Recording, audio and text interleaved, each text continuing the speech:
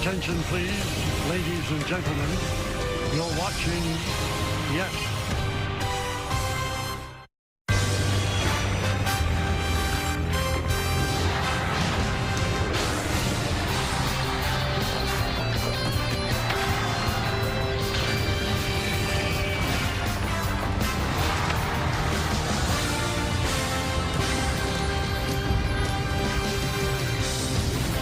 It's another cool, crisp evening here in the Pacific Northwest, but it is time for baseball. As the Yes Network presents opening week, brought to you by Vanguard. Discipline that delivers. Tonight, it's the New York Yankees against the Seattle Mariners in the middle game of a three-game set from T-Mobile Park in Seattle, Washington. Hi, everybody, and welcome to Yankees Baseball, along with David Cohn. I'm Michael Kay. Yankees suffered their first loss of the young season, 2-1 last night, but they are 3-1 on the season. And the interesting thing is their offense still has not started to click, but Giancarlo Stanton has. He has, and not only has he swung the bat exceptionally well, he's looked physically very good in terms of just the way he's moving. He seems to have found a training regimen that has worked for him in the offseason because he showed up ready to go. His timing is on. He's on every pitch. He's still got the power, still got the exit velo, but the fact that he is so locked in this early is really a great sign for the Yankees because they need him to stay healthy as much as he can this year because he's the guy that can mash left-handed pitching along with Aaron Judge, and that's a big deal for the Yankees moving forward. 4 games, hitting .500, 8 for 16, a home run, 2 ribbies, OPS of 1.250, 2 hits in all 4 games this season. 10th time to begin a season like that in Yankees history. Game 2, we've got a great pitching matchup, so let's take a look at it for the Yankees. It's going to be Max Fried. He pitched very well in the opener against the Giants in San Francisco. Logan Gilbert will go for Seattle. Let's look back at that game against the Giants with Fried. Yeah, great pitching matchup tonight, and Fried is every bit of the ace. And even though Garrett Cole has been out for a while, you don't lose a step with Max Fried on the mound. And the key is in this game, he struggled early, but he made adjustments on the fly and got through the early troubles and then really settled into his groove. East and west, painting, unpredictable, can still throw hard when he needs it. This guy knows how to pitch. He's fun to watch. Well, the Yankees starting rotation has been outstanding, and Fried against the Mariners have been outstanding. Not record-wise, 0-3, 1.59 ERA, and more than a strikeout per inning, and the Mariners hitting 153 against him. Fried his second start, but all of the guys have been great starting the games. Why? What's the reason? Well, Matt Blake might have the answer, the Yankee pitching coach. Toss with Meredith Marakovitz when we return right here on Yes.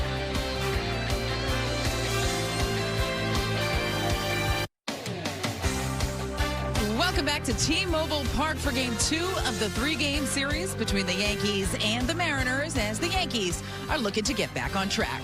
Hey, everyone. I'm Meredith Marakovitz. One thing we learned about this Yankees team early on here is their starting staff has been outstanding, combined pitching to a sub-1 ERA. Earlier today for the pregame show, I caught up with Yankees pitching coach Matt Blake to ask him about the staff and tonight's starter, Max Fried. I think they've done a nice job. Obviously, we've prevented runs at a strong rate, and I think for the most part we've been attacking the zone efficiently, so those are kind of the things we're looking to target. When you look at Max Fried, he will get his second start of the season. First time out, goes 6 1/3 scoreless, yet said afterwards didn't feel like he had his best stuff. What did you think of that outing? Yeah, I thought similarly. I mean, obviously, we hold him to a high standard. He's got 8 pitches he's constantly tinkering with, so he might not always have them all sharp at the same time, but I think he does a good job scrapping and competing out there, and I thought that's what he did particularly well in that outing. And one quick note when it comes to tonight's lineup, Austin Wells has the evening off. He'll be available off the bench. J.C. Escara getting his first start behind the plate this season. Plenty more to come here on the Yes Network when we get back. Michael Kay will be joined by David Cohn. First pitch coming your way after the break.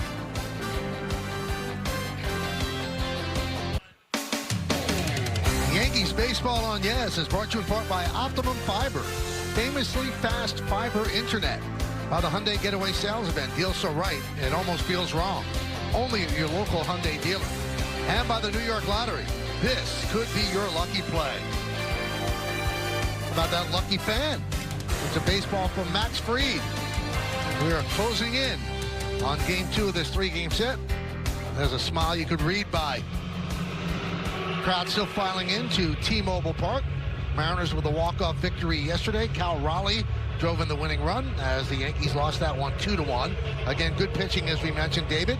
And the bullpen before the last run pitched very well. Had not given up a run in 4 games. Yeah, it was a 1-to-1 pitcher's duel right till the end. And something had to give, and for the Mariners, they got Cal Raleigh going with a big game-winning hit. But the Yankees continue to pitch well. Looking to get on the offensive board here with that lineup. All right, let's take a look at the lineup. Grisham, Judge, and Bellinger up top. Then Rice, Stanton, and Chisholm in the middle. J.C. Escar gets his first start of the young season. Jose Caballero will bat 8th and play shortstop. Ryan McMahon, the third baseman, will bat 9th. They're going to face this right-hander, and he's formidable. Good stuff. Logan Gilbert, you can see last season. Don't let the record fool you. Look at the strikeouts, 173 and 131 innings. That tells you all you need to know about him. He's got big-time stuff, and let's tell you a little bit more about him in our Nissan Pitcher Scout Report. And it's really the north-south style, the power fastball up, the splitter down for swing and miss, and elite extension. He reaches out there as far as anybody in the big league. 7 feet and 6 inches of extension, releasing the ball closer to home plate. That helps him, all of his stuff play up. Take a look at the defense behind him. Arozarena in left, Julio Rodriguez in center, and Victor Robles over in right. We'll go third to first in the infield. It's Donovan, Rivas, Young, and Naylor. Cal Raleigh behind the plate. He didn't start last night. Came in as a pinch hitter. Rob Refsnyder, the DH. And David told you all about Logan Gilbert on the mound. Alfonso Marquez is a home plate umpire. The Umpire Scouting Report brought to you by your local Kia dealers. So he's hitter-friendly. Calls fewer high strikes, fewer inside strikes, and an ABS note. He's 1 for 1 in overturned calls. This is his 28th Major League season. He is the crew chief. Yesterday, the Yankees were 5 for 5 in challenges, and for the season, they're 10 of 11. They missed the first one. They've been right every other time. Yankees 3-1. Seattle is 3-2.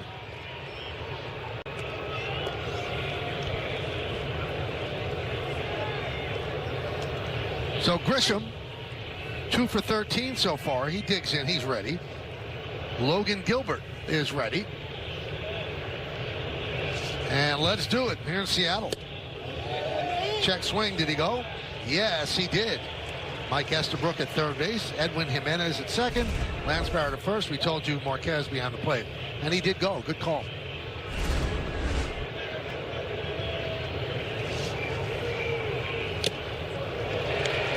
Tipped into the glove. 0-2.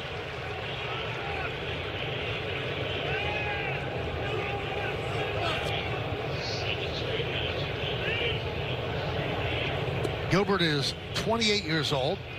6 big league season. His K rate last year jumped to 32%, highest for any pitcher with 130 more innings last year in the AL.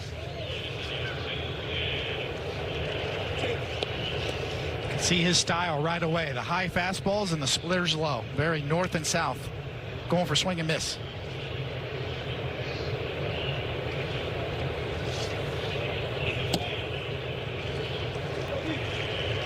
Two and two. When you watch him release the ball, we talk about his extension. It's really the stride, too. Look, he's almost off the mound by the time he finishes and releases the baseball. And Grisham has worked the count full.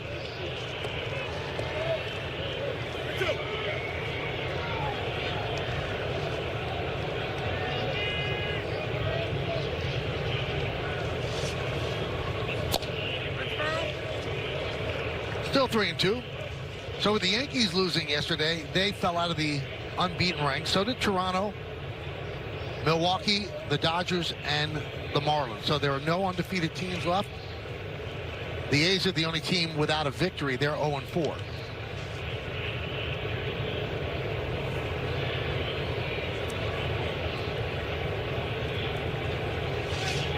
The 3-2. High fly ball right field. Robles puts it away.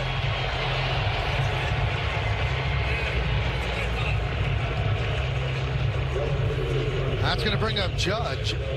Judge has 2 home runs and 3 hits. He's 3 for 16.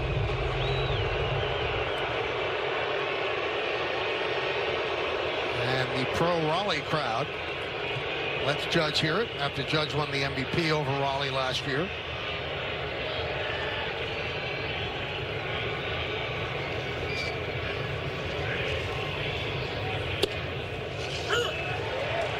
Got the breaking ball in there for a strike.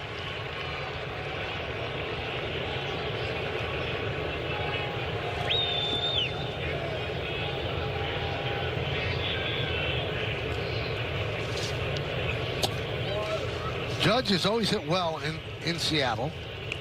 323 batting average, OPS of 1.203, 11 home runs here, more home runs than any non-American League East ballpark.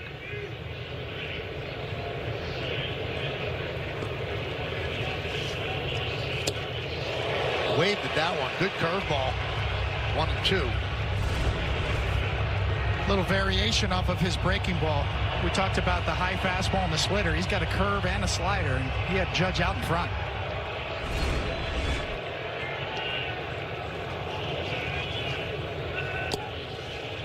Two and two.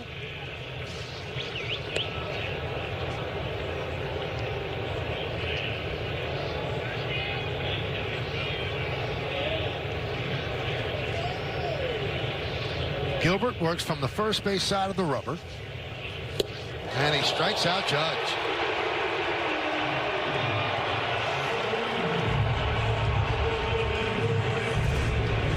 Well, to your point, Michael, you see this high splitter. The Judge reads fastball and swings through. You know, when you're on the first base side of the rubber, it lends itself to this kind of a pitch where you can get inside of that splitter and get that action down in the zone. Here's Cody Bellinger. 0-1.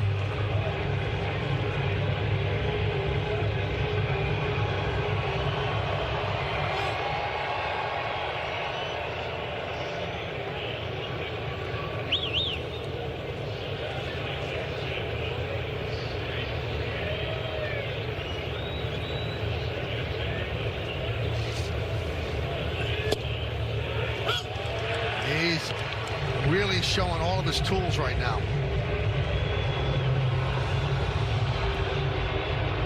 Seattle, this Mariners pitching staff has excellent pitching, top to bottom. Logan Gilbert right there with anybody.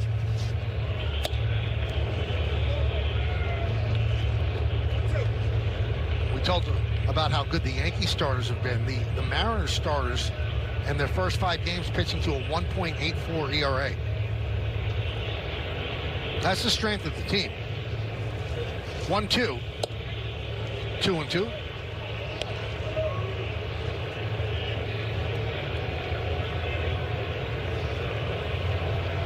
Just a looseness about him, the way he throws, his body.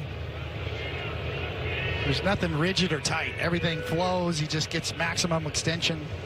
Almost like Gumby out there. He looks limber, loose.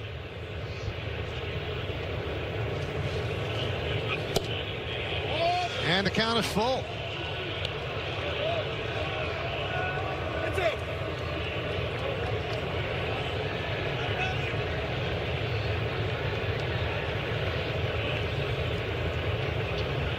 Gilbert rocks and deals. Ground ball, and it's a base hit. Bellinger, first hit of the game, a 2-out single. Nice at bat here as Bellinger works it to 3-2 and then drives her back right back up the box. A fastball up and away.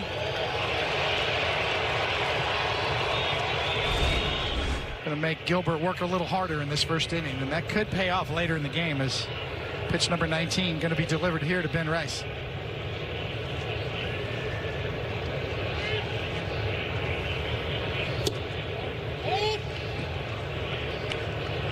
Ben Rice got a hit against a lefty last night. Gabe Spire, a really good lefty. And Boone said he's going to hit against lefties a lot. Obviously, every now and then, Goldschmidt will spell him, but Ben Rice is the first baseman.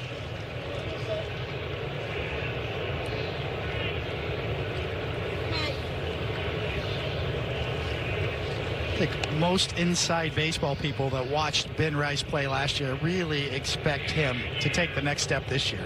And he had a really solid year last year.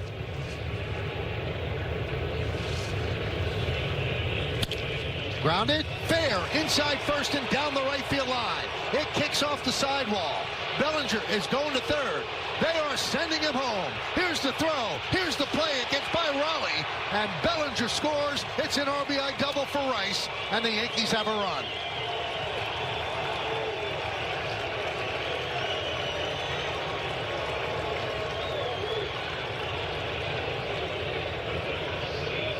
Well, a couple of things. First, Ben Rice gets it going there as he jumps on that splitter and yanks it down the line. And Bellinger does a great job of getting off and running 2 outs. Nothing to look for. Just keep going. And Rojas at third base does a great job of reading this at the last minute and sending him. Excellent work at third base there. He really made that play. He waited and waited and got down the line and got a great read. Stanton lost one to right field. Coming on is Robles, and he's not going to get it. It'll dunk in for a base hit. Scoring is Rice. Stanton with an RBI single, and the Yankees lead 2-0. Well, when you're hot, you're hot. And Giancarlo's been hot, and you can see he just gets eaten up and fights that pitch off, but muscles it out there, throws it out there. He could not have thrown it any better with his arm. And that's deflating if you're on the mound. You can just tell the body language from Logan Gilbert. You were almost out of this inning. Now you got a 2 spot in the first, and you're still not out of it. So here's Jazz Chisholm. And a strike.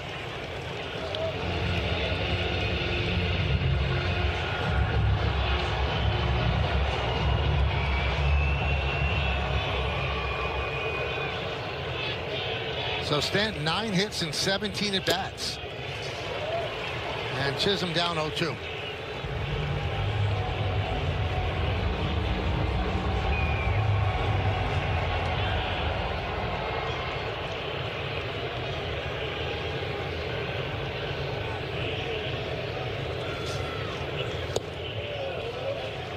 One and two. So Gilbert 3-2 on Bellinger.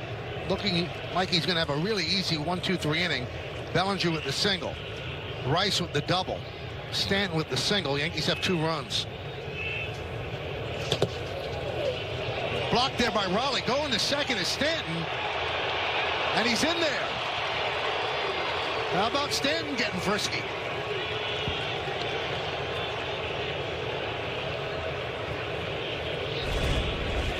Get another look. You got to get a quick read here, and you got to feel good about yourself if you're going to take this chance, and he does.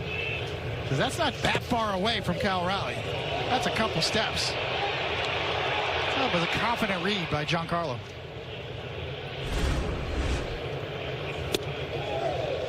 Three and two. Thought he had him.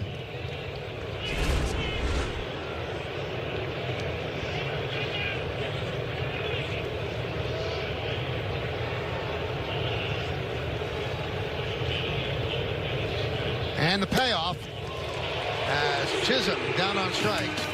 All with 2 outs, 3 hits, 2 runs, and the Mariners coming to bat.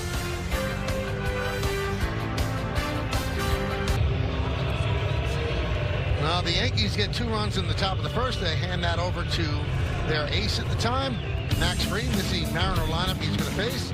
Refsnyder, Raleigh, and Julio Rodriguez at the top of the order. Naylor, Rosarena, Donovan in the middle. And the bottom third is Robles, Rivas, and Young.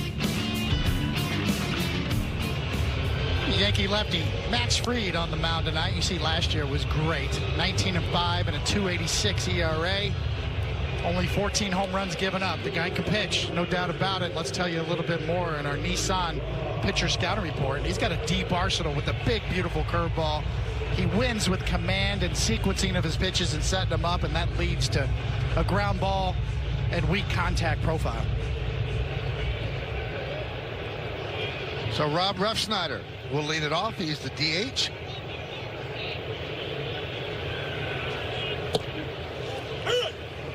You know, the interesting thing about Fried's performance in San Francisco, everyone agreed he didn't have great stuff. He was grinding out there, just finding what worked, and it worked to the point that he didn't allow a run.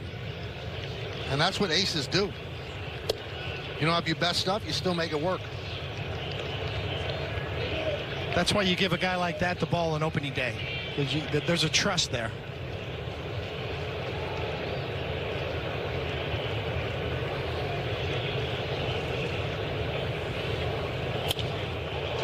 Fly ball left field. Bellinger. One down. Take a look at the entire Yankee defense. We've already met Bellinger, Grisham in center, Judge over and right. In the infield, McMahon, Caballero, Chisholm, and Rice. That's third to first. J.C. Estar, his first start beyond the plate this year. And Giancarlo Stanton, the DH, with Fried on the mound. Here's Cal Raleigh. He did not start yesterday's game. Dan Wilson, the manager of the Mariners, gave him a mental day off. Pinch hit, struck out, and then came up to win the game in the bottom of the ninth inning with a single inside first. He got off to a slow start. Had a magnificent year last year with 60 home runs. An outstanding defensive catcher as well. And he finished second in the MVP voting to Judge. Truly was a remarkably historic year. A switch hitting catcher that hit 60 home runs.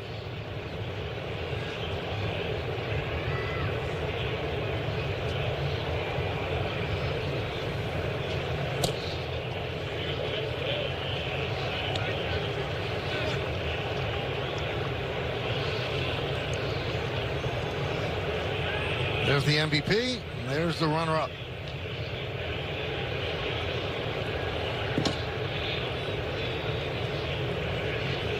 The 2-1.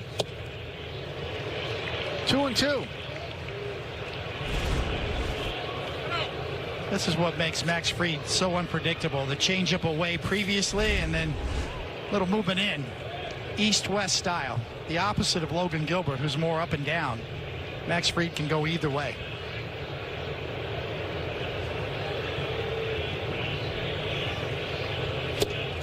And down goes Raleigh.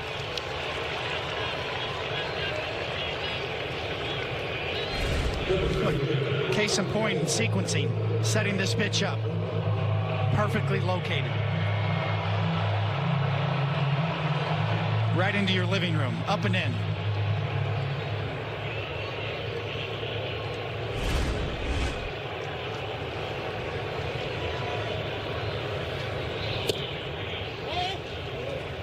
Julio Rodriguez has started the season 1 for 19 with 8 strikeouts.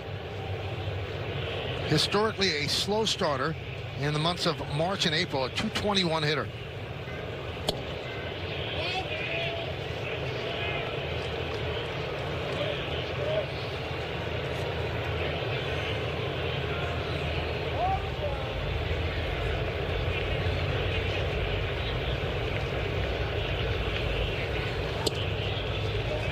Three and 0.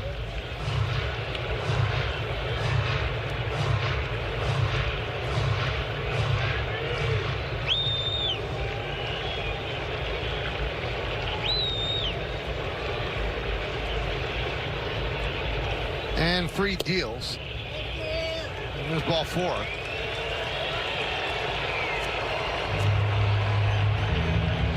So Julio Rodriguez, a 2-out walk. That'll bring up Josh Naylor. Now you see, because it's kind of chilly out, Fried has those long sleeves. Did that inhibit you at all when you pitched, David? Not really, no. I mean, there's enough flexibility in those sleeves. I think, I like sleeves. I like to wear them. Even in hot weather? Not so much in hot weather, but certainly in this weather. And a strike to Naylor. You know, Doc Gooden used to wear them in hot weather because he was a schwitzer, you know. He could sweat with the best of them. So, yeah, sometimes you need some fabric to soak it up. It's my Hebrew word for the year right there, Mike. Love it. A little more Yiddish. 1-1.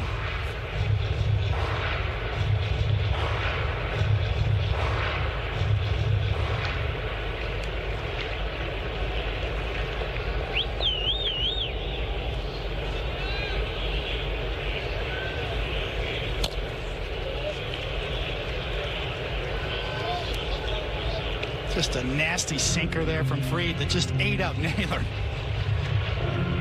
A lefty on lefty that can throw a sinker like that into him, boy, that's devastating.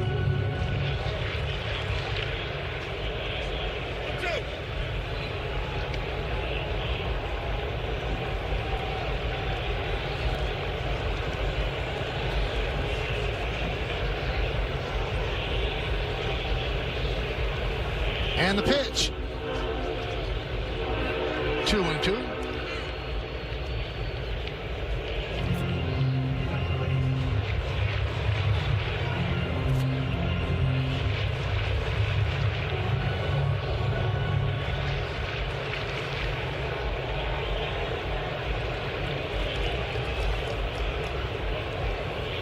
Rodriguez held it first by Rice. 2-2 count, 2 outs. Yankees up 2-0. Bottom of the first.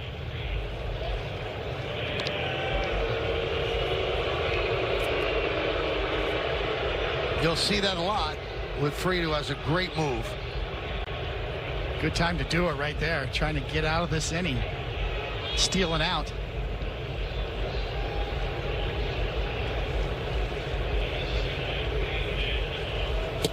Swing and a miss. Naylor down on strikes. No runs, no hits. One man left. We go to the second. Hey, play FanDuel's Daily Dinger for free every day for a chance at a profit boost if your selected player hits a home run. Here are the featured home run odds for today's players. Plus a 310 for Rice, plus 600 for McMahon. J.C. Escar will lead off the second inning. Yankees lead 2-0.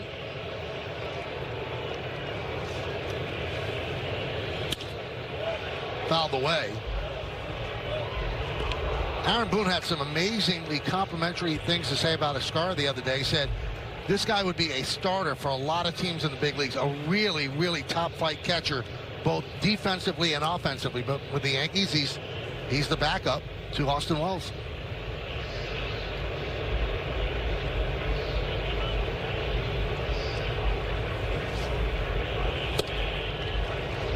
And it's also not the perfect backup situation since both Wells and Escar are left-handed batters. And the other catcher in the mix is Ben Rice, also a lefty.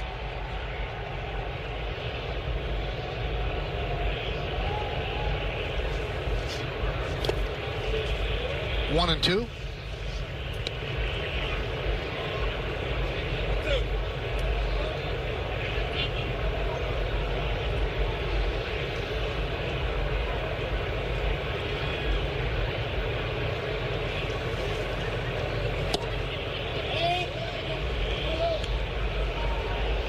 I was thinking we might see Escar tomorrow in the day game, but certainly gets his shot here tonight.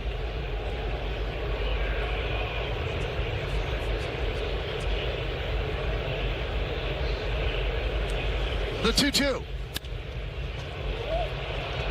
Left side. And Rivas makes the play.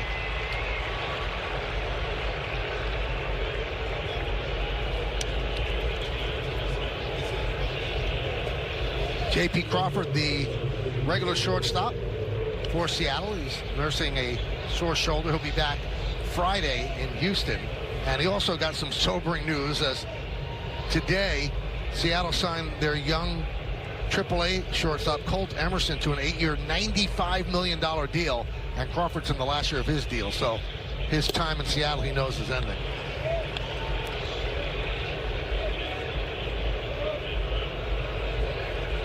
$95 million. He's never played a big league game. That certainly caught everybody's attention in the industry. And Seattle's gone out of its way to do that. They've locked up Julio Rodriguez. They locked up Cal Raleigh as well. Emerson, the 7th prospect in baseball, according to Baseball America. That's what he did in the minors last year. And the 8-year extension.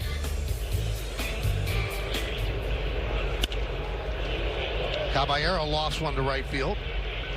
Robles is there. 2 down.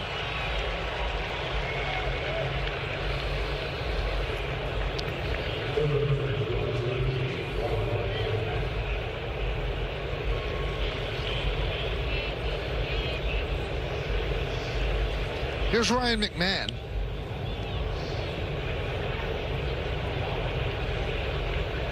Now Ahmed Rosario is 7 for 14 against Logan Gilbert. McMahon, 1 hit and 10 at-bats this year, but Boone said earlier, if there's ever a tough decision about who to play at third, when Max Fried is pitching, it's going to be McMahon. The defense is the most important thing. It's very similar to Andy Pettitte back in the 90s. Scott Brocious had some of his best defensive games with Andy Pettitte on the mound. You're going to get some action down there. Partial defensive player profile. So Fried gets ground balls to third 29.3% of the time. That's the most in baseball. The major league average is 19.4. That's why he wants the glove at third. He's not going to worry about the bat.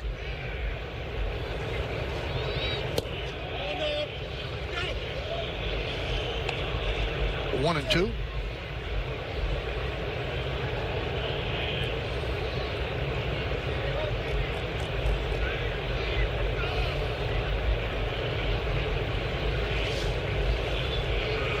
Swing and a miss.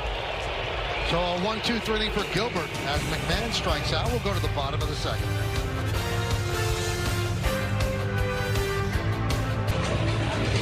Welcome back, David. You mentioned in the top of the inning that you thought maybe you would see J.C. Escarra in the lineup tomorrow. I asked Aaron Boone why ultimately he decided to give Escarra the nod tonight. And he said coming into this series, he knew he was going to give Austin Wells a game off. After speaking to Wells, Fried, and Escarra, ultimately they decided to go with Escarra behind the plate tonight. Wells is available off the bench and is expected to be back in there tomorrow. Now, Escarra has not seen game action since the final game of spring in Arizona. And while that's part of the gig when you're the backup catcher, some inconsistent playing time, it doesn't make it any easier. When I spoke with Escarra in the clubhouse earlier today, asking him how he stays ready, he said sometimes he thinks he's working 2 times as hard as he would work if he were actually out there every day. He said last year was such a learning experience for him. Physically, he knows he can do it. He knows he is capable. Mentally, when you're not playing every day, that's where you need to dial in, and that's where he feels as though he made significant strides last season. But Michael, you noted the Yankees have so much faith in Escarra, not only behind the plate, but also in the batter's box. Thank you, Meredith. And I don't know if you realize this, David, but Meredith is kind of an influencer, and her jacket is sponsored by T-Mobile. I love that color. That's the T-Mobile color. And she knows it's T-Mobile Park, so she went for it. Am I right, Meredith? Michael, I'm just waiting for them to call with sponsorship opportunities, but something tells me it's going to be a no text, no call kind of situation. You know what I'm saying? Well, our ABS is powered by T-Mobile, and this is T-Mobile Park, and you've got the T-Mobile jacket. I love it. It's called Synergy, Michael. There you go.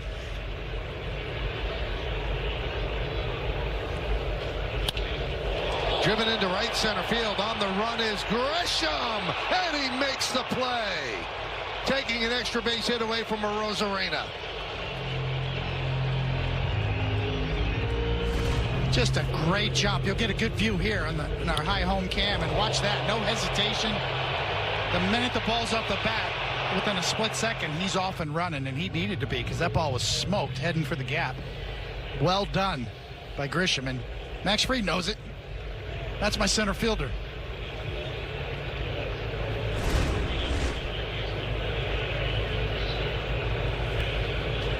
Now, Grisham had a great year last year at the plate with 34 home runs, and he's always been an above-average defender, but the metrics were not kind to him last year in center field, and he was committed to bringing those numbers back to where they used to be. And the Yankees also felt, David, that a lot of the problems last year, he was dealing with a bad hamstring all year, and that affects the jumps and the ability to go get it. And they think with a healthy Grisham, he'll return to that guy. It's a great point, and that's exactly where that will show up on the defensive metrics is really the first step of your jump and route efficiency.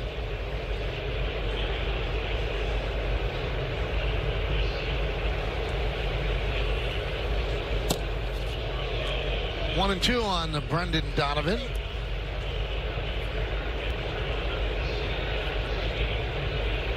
Yesterday, Donovan had his third straight multi-hit game. He's reached base 13 times came over from the Cardinals in a 3-way deal. And playing third base for Seattle. Strike 3. He doesn't strike out a lot, but he strikes out looking there. Well, this is what Fried does so well with sequencing, and when he needs to add a little bit, he can. At 96 miles an hour, catches Donovan looking for something else.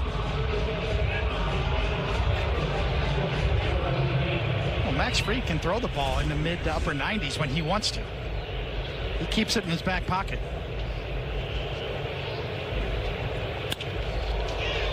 Fly ball center field off the bat of Robles. Grisham is there to make the play, and Fried works a 1-2-3 inning, and we go to the third.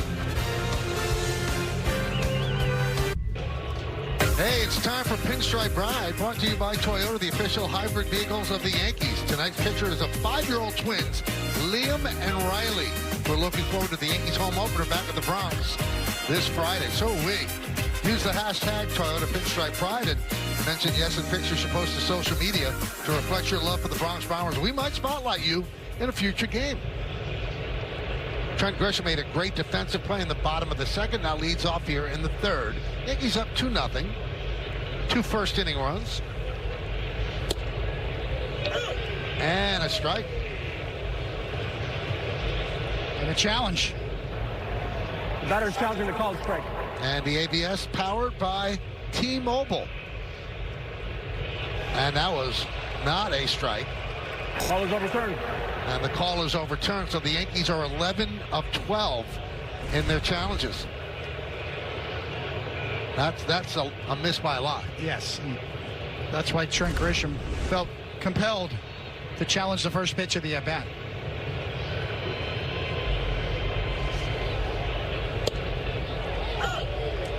One and one.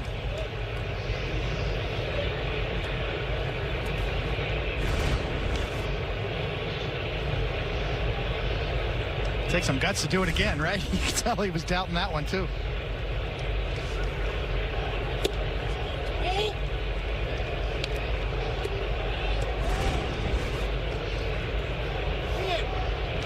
That was a strike. Yep.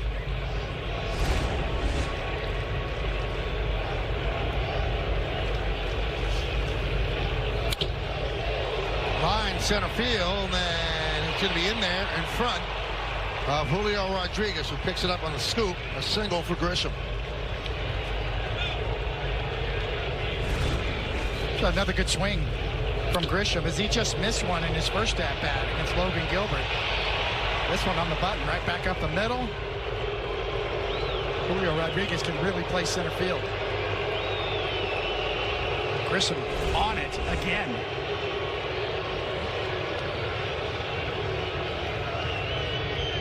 There's Aaron Judge. Now here in Seattle, they call center field the no-fly zone because he goes and gets it.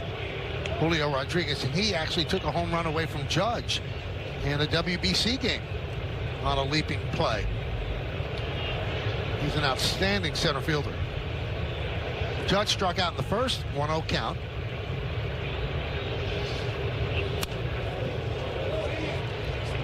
Take a look at that WBC catch, David.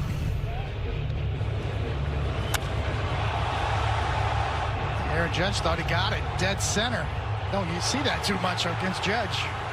And that emotion of that WBC was something to see.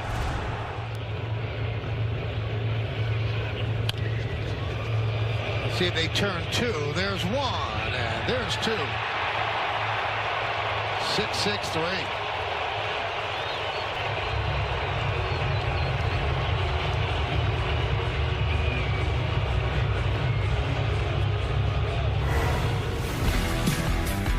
The Optimum Fiber famously fast replay. Right down the line. And Belly's off to the races. But watch Luis Rojas here at third. All the way down the line in a late read.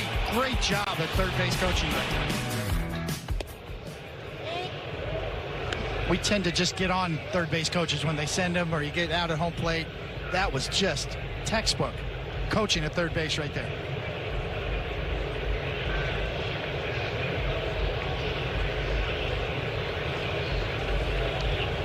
You know, the old cliche has always been, David, if you don't hear about the third base coach, that means he's doing a good job. Well, not necessarily. Maybe he's not taking chances. Maybe he's holding everybody up. After a one-run game last night, in the first inning against a tough pitcher, that's the time to take a chance, especially with Bellinger.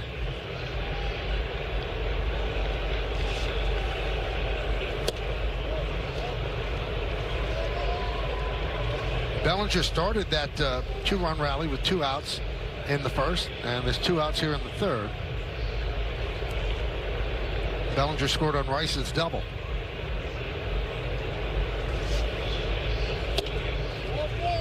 And it's ball 4 as Bellinger walks.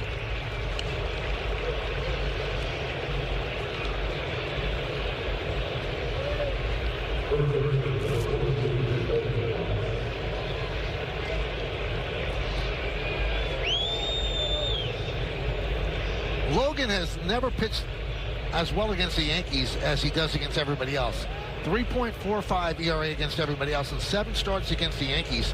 6.57. Bellinger goes. Throw to second. Out. Got him. Looked like he was in there, that he was going to beat the throw, but a quick tag. The Yankees are deciding whether or not to challenge. Oh, he's out. What a perfect throw. On the button.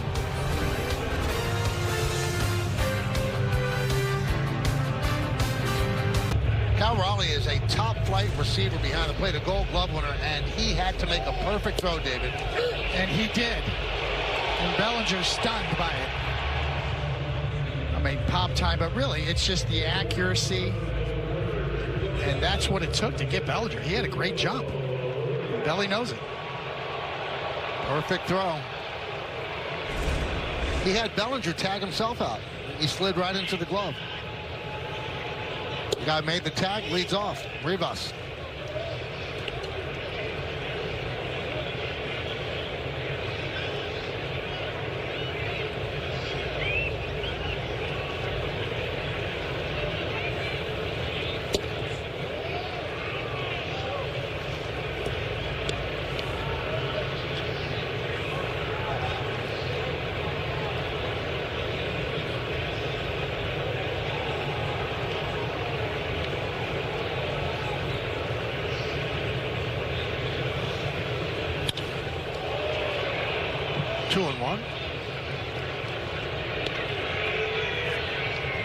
Game 2 of this 3-game set. Yankees lost last night 2-1.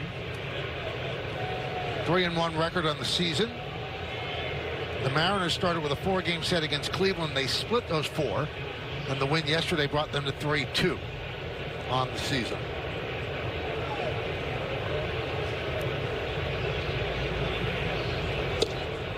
Woo! 2-2.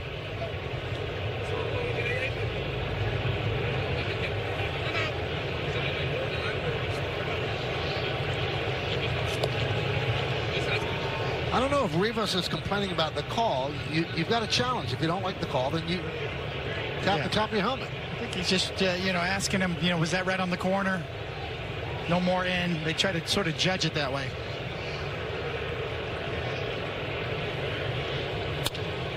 Ground ball up the middle. Chisholm. Got him.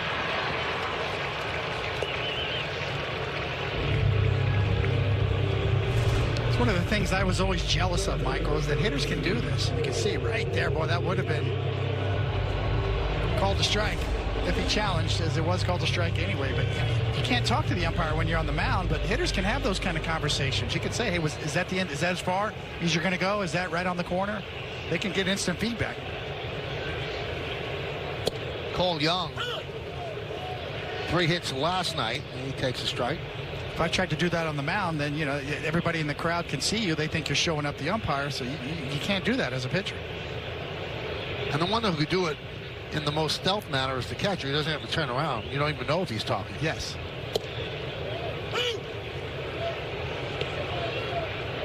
Used to see Wade Boggs do that all the time, talking to the umpire. No further out, right? That's the corner.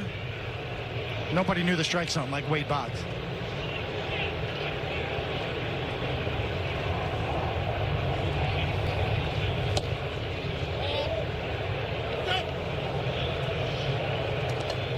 it always used to torment Wade Boggs when John Hirschbeck was behind the plate, because he had a wide strike zone. The strike zone's supposed to be 17 inches wide, and it was about 19 with John. And Wade would argue all the time and get upset when the strikes would be called. Rice fields, will flip to Fried. Got him. 2 away.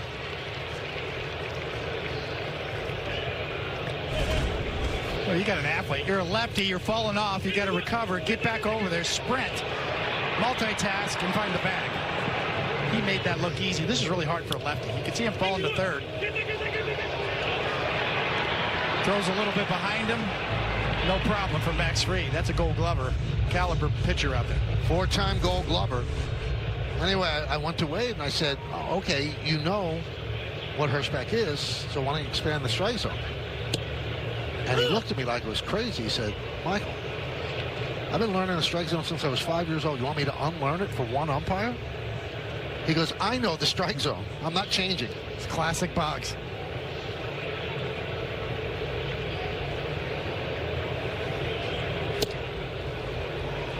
Oh, 2 on Ruff Snyder.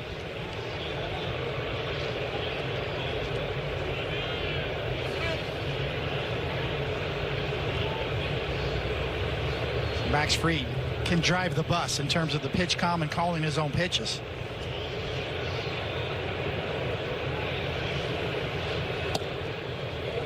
Sometimes when you're working with the backup catcher and you're the ace on the staff, it can get a little frustrating, trying to get the sequence of signs back in the day.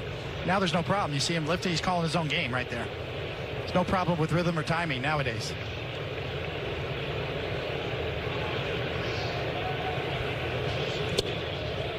Strike 3. And they're going to challenge. Ruff Snyder taps his helmet. And they said too late. How about that? Yep.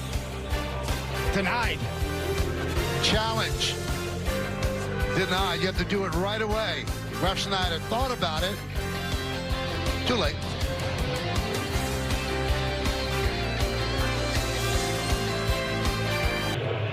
Well, score big on authentic gear at MLBshop.com. From official jerseys and memorabilia to hats and hoodies, we've got the season covered. Visit MLBshop.com/Yankees, the official source for your Yankees gear.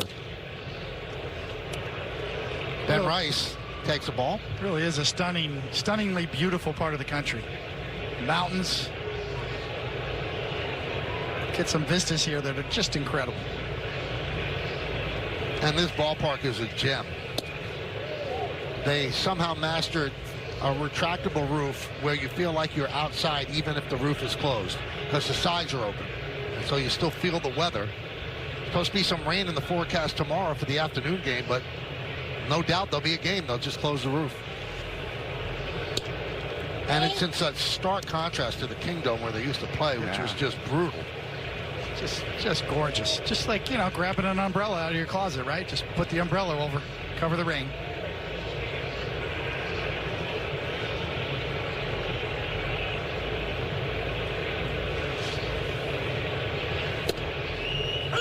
And the Kingdom used to be beyond left field, which is now where the Seahawks play, the Super Bowl champion Seahawks. I have the implosion of the Kingdom downloaded on my laptop. So whenever I need to pick me up, I can watch it on YouTube.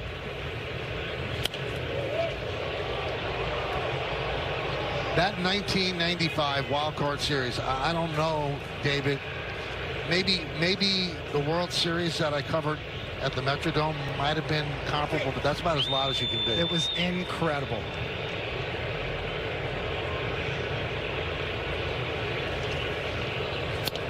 When you have a dome and you have a crowd that has a predisposition to be loud, there's no place for the sound to escape. And in the Kingdom, the roof was concrete. So it was ping-ponging back and forth. It really held the sound well.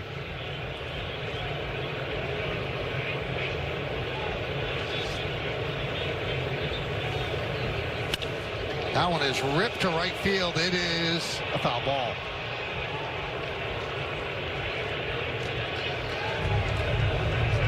Well struck, but foul. The thing about Ben Rice is he just gets quality at bat after quality at bat. The 8th pitch about to come here, worked another 3-2 count. He hits bullet after bullet.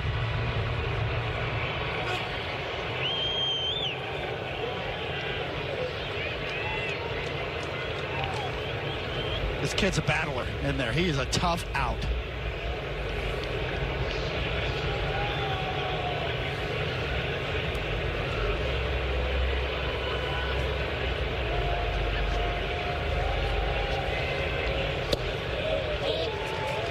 And he worked the walk.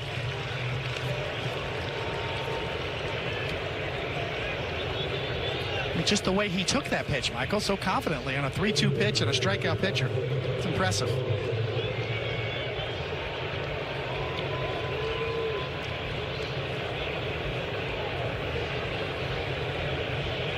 Stanton blooped a double to drive in a run in the first inning. That was to right field.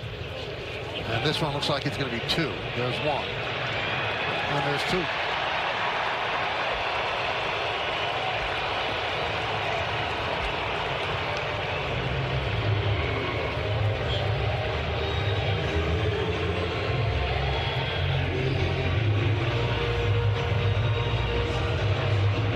There's really no other play in sports like a doubleheader or a double play. 1 pitch, 2 outs. 2 for the price of 1. Yes, it's just changes the whole inning.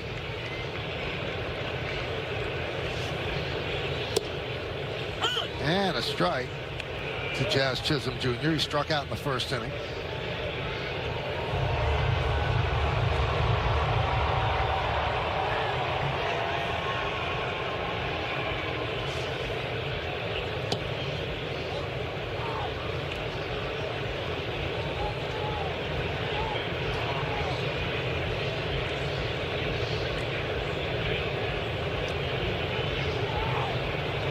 Chisholm is 2 for 16 and 0 for his last 12.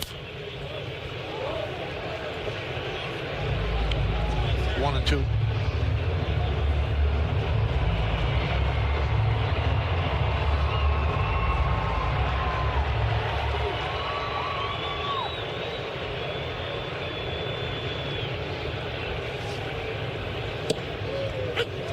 And he punches him out, and Jazz Chisholm is going to challenge. Batter is challenging the call strike. ABS powered by T-Mobile. We'll take a look. And it's a strike. So the Yankees got one wrong. New York has no challenge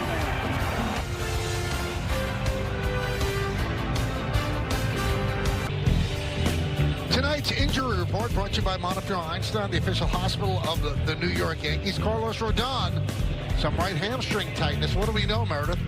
Well, Michael, right now, Aaron Boone said they are not sure if this is going to delay his rehab process at all. It seems as though that process has been relatively smooth for Rodon since undergoing elbow surgery this offseason. He did throw 50 pitches the other day. The tightness happened as he was going through his workout today.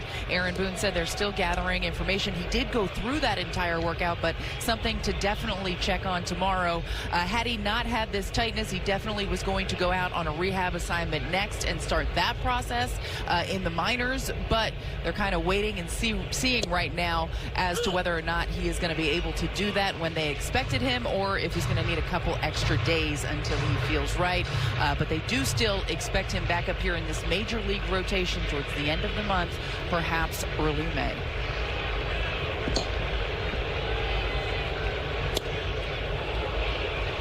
One and two.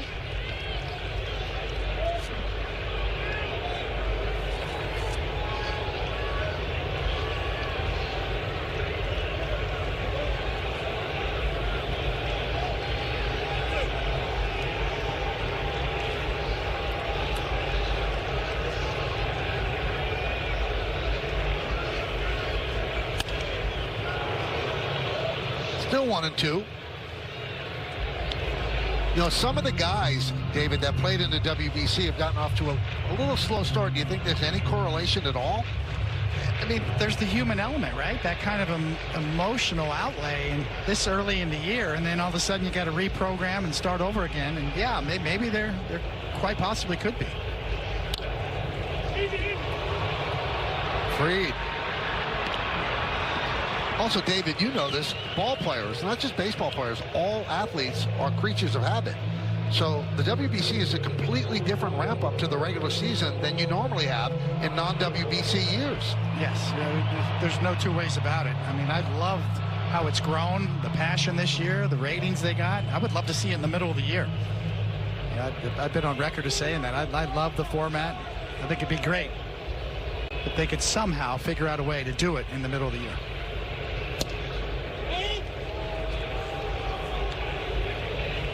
Pitcher is challenging to call a ball. All right, so now another challenge. ABS powered by T-Mobile. So Fried challenged this one. And he was right. They called it a ball, and it was a strike. Easily a strike. All of it inside the box.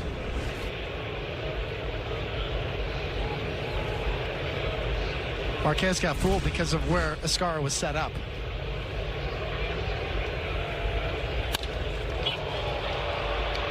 Jazz Chisholm.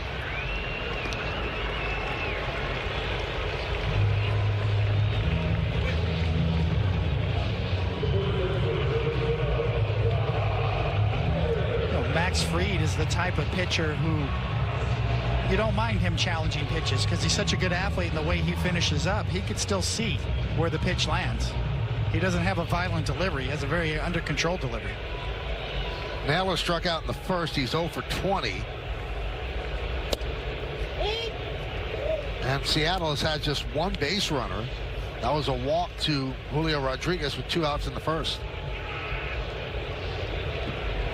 Fried is now retired 9 in a row after that walk.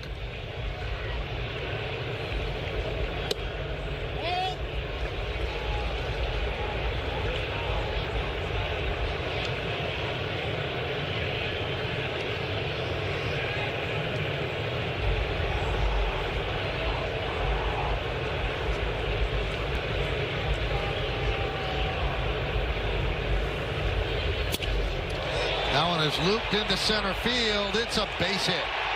First hit of the game for Seattle. And the first hit for Naylor of the season.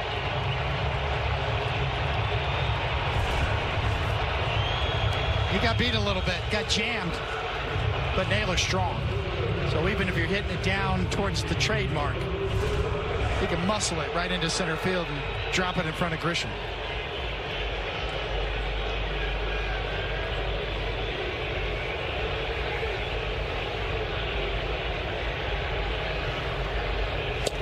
Rosarena swings and misses. That challenge that we saw from Fried, the first time a Yankee pitcher has challenged.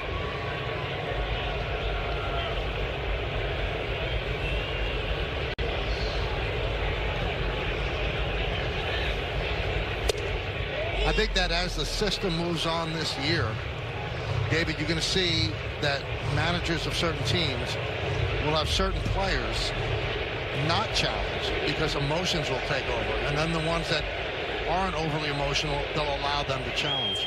Absolutely. There's a learning curve here on how and when to use it.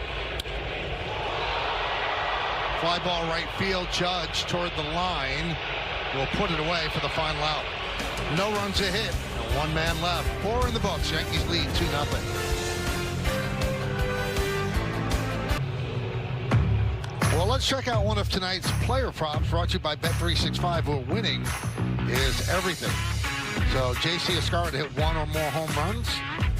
That's plus 900. As the Ferris wheel spins.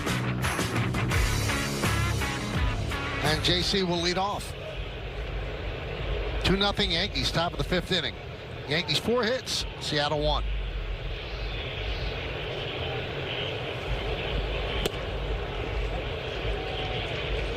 A lot of questions being asked about ABS, whether or not it lessens the importance of framing. The general perception is that it doesn't at all. But Gary Phillips, who covers the Yankees for the New York Daily News, had a fascinating proposal that he hit Tanner Swanson, the Yankee catching guru, with. He said, do you believe that reverse framing can work, where it's a strike and the catcher uses the hand to pull it outside the strike zone and convince the batter to challenge when it was in fact a strike? And Tanner said, we're not looking to do that right now, but it's something that we'll consider. And Austin Wells said, no, I don't think that's a good idea. But reverse framing. Reverse framing. Three-dimensional chess. Yeah.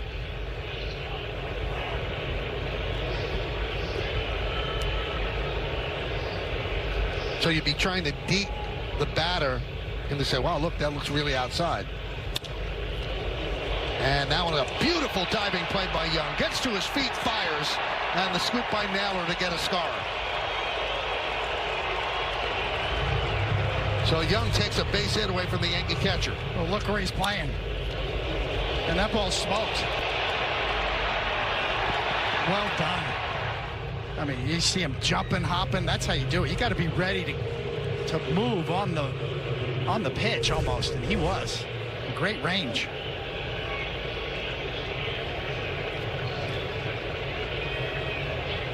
There's Jose Caballero.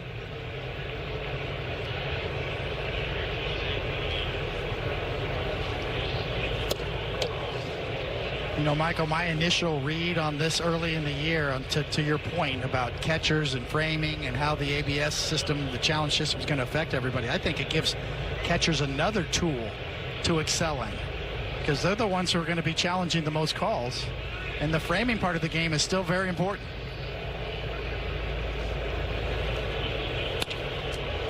Caballero, center field, 2 away.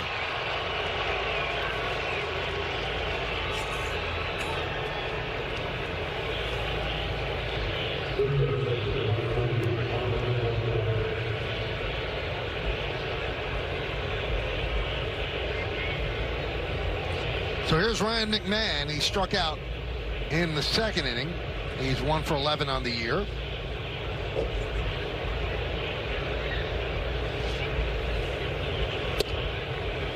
And a strike.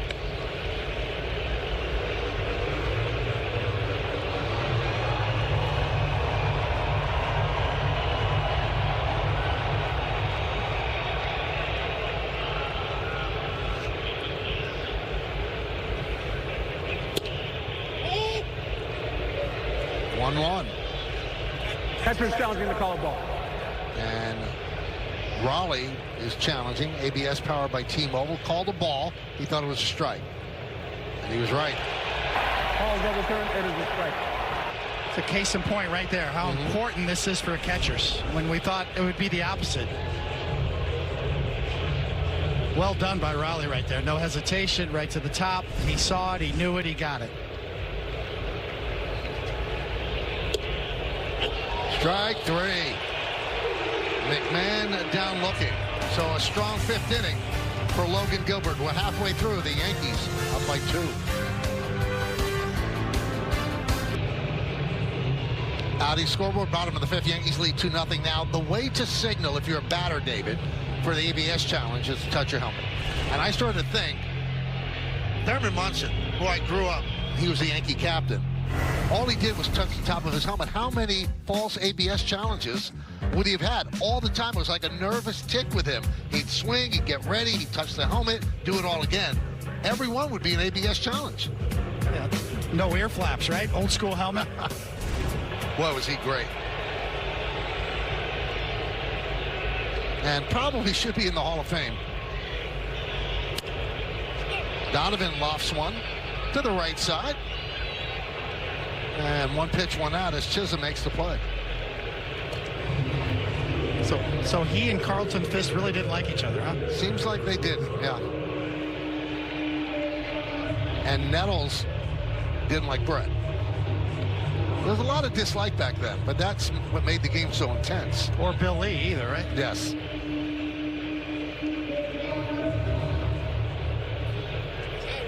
Won a championship twice. MVP in 76, Rookie of the Year in 70, the Yankee captain from 76 to 79. Just never forget him throwing sidearm down to second base, like nobody's business. Pick one in the dirt with a backhand and whip it down there, almost submarine style, right on the button. Now, you've heard the same story that I've heard, that, you know, when he would get frustrated with pitchers, like they'd shake him off, you know, he just told Ron Guidry, just throw the ball. I don't need to know what it is. Just throw the ball. I'll catch it. Is that doable? Can a catcher do that? He could.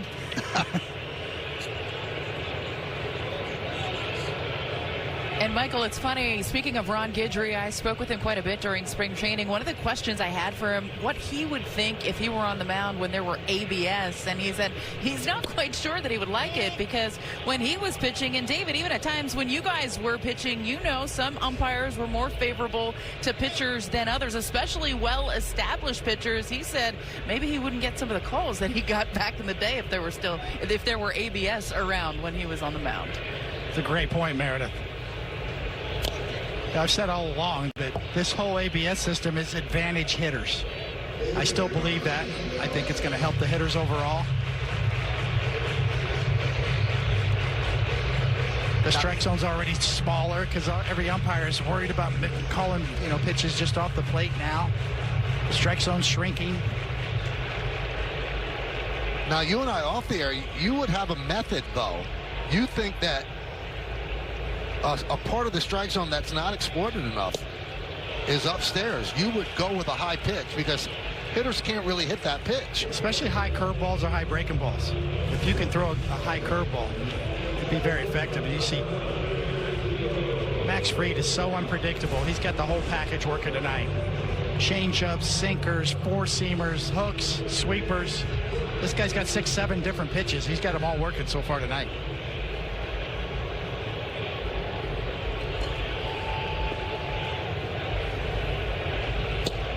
So the curveball you're saying is not a hanging breaking ball. You just wanted to start over the head and drop in the top of the zone. Exactly. If you could pepper the top of the box with some good spin, especially curveballs, the hitters will give up on it. I think we see a lot more high breaking balls in today's game because of it. And when 30 years ago, that was really discouraged. Trying to any breaking balls up, those are considered hangers. But really, the hangers are kind of belled high out over the plate. At the top of the box with the curveball is not really a hanger. And a pitch up there, David, takes away the desired swing with the launch angle. You can't launch angle a pitch up there. I mean, it's really hard to square those pitches up, especially if you got a good one. Max Fried does. Can you imagine Max Fried pepper with that big hook he's got, being able to pepper the top of the box with it?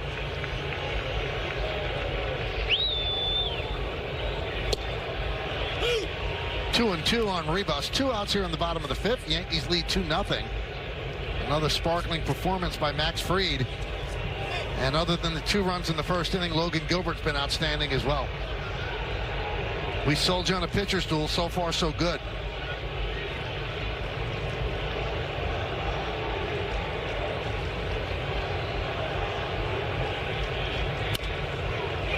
McMahon backs up. Gets the big hop. Fires. Got him. And a 1-2-3 inning for Max Fried. 5 in the books in Seattle. It's 2-0 Yanks. Bob Lorenz with your Audi update. Red Sox and Astros tonight, bottom of the 5th. A 3-1 Astros game, make it 4-1. Jordan Alvarez taking Brian Bale deep into the upper deck in right field for his 3rd home run of the season. Astros lead it now 9-2. Boston opened with a win. Might be losing their 4th straight, guys. Well, thank you, Bob. We go around the majors. Justin Verlander, first start with the Tigers since 17. About 5 runs last night. Cody Ponce, newly signed by the Blue Jays, placed on the 15-day IL right ACL sprain. Not good. Joey Wiemer reached base in the first 10 plate appearances this season. First player to do that since Delgado in 2002.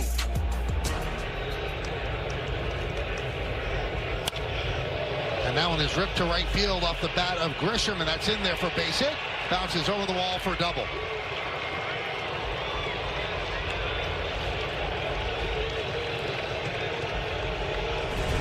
Trent Grisham came to play tonight. Flashed the leather in center. He's had several good swings. Just missed one his first at-bat. The next 2 at-bats result in knocks. This one a ground rule double.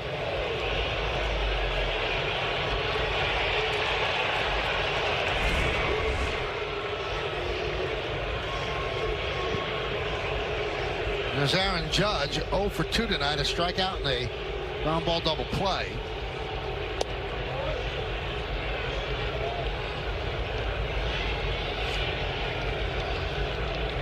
Judge 3 for 18. But 2 of the 3 have left the yard.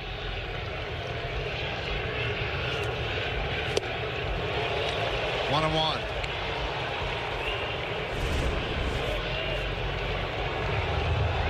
Those are the toughest ones. Those splitters right down the middle. They look like fastballs. See Judge reach fastball. He's out in front.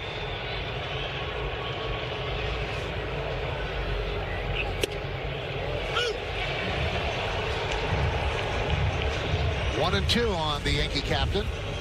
Out in front of the first one. Frozen on the second.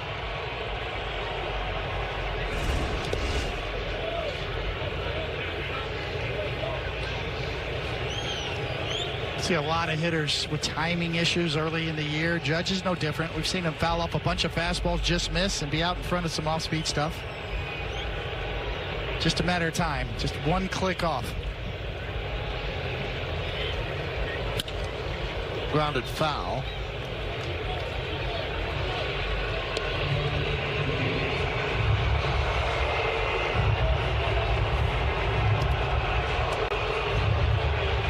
Yankees got both their runs in the first inning. Bellinger scored on a Rice double, and then Rice scored on a Stanton single, and that was Stanton's 500th Yankee RBI. 3 and 2.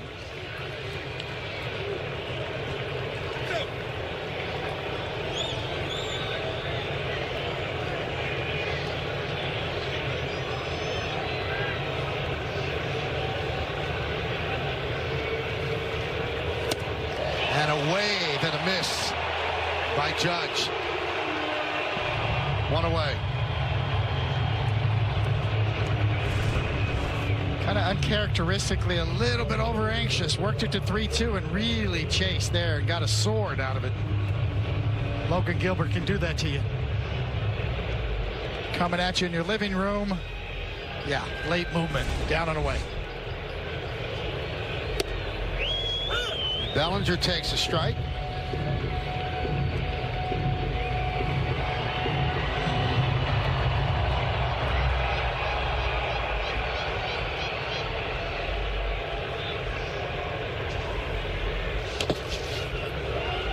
Nice block by Raleigh.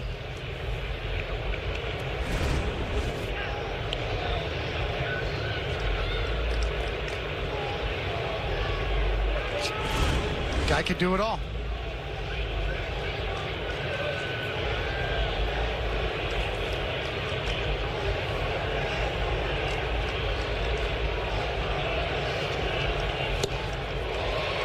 One, two.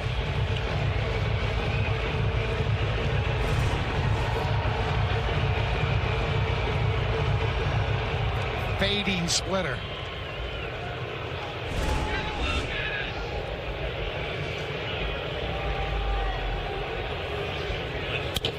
And there is a base hit to center field. Grisham rounds third. He's coming home. No, they hold him up. The throw was up the third baseline, but he was held up by Luis Rojas. So the Yankees have runners on first and third.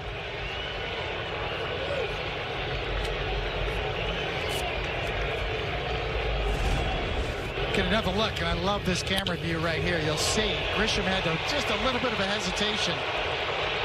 And Rojas says with one out, we're not going to chance it, because Rodriguez, as Michael said before, is a great center fielder, even though he didn't get off a good throw this time. He's the guy you have to be careful with, because he can throw. And Bellinger again right on the money. He squared up again. Bellinger now this year 6 for 17. And tonight he's 2 for 2 with a walk. Pete Woodworth, the pitching coach, goes out and talks with Gilbert as Ben Rice comes to the plate. Bellinger laying out some line drives tonight.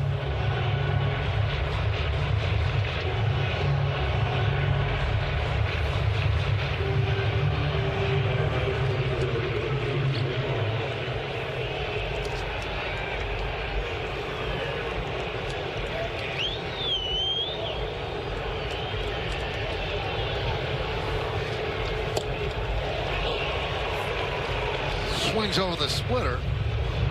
Count 0-1.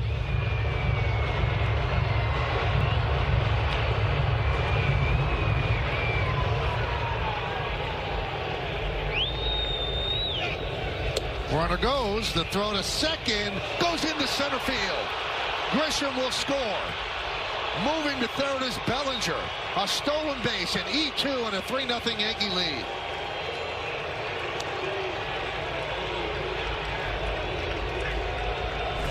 How about the running Bombers? Who said they were station to station and all power? Making it happen.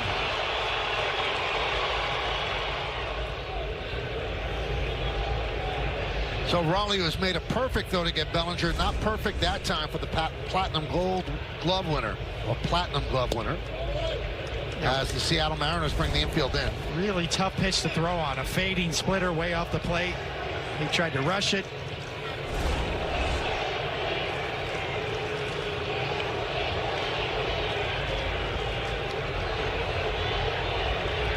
Bellinger coming up gimpy a little bit.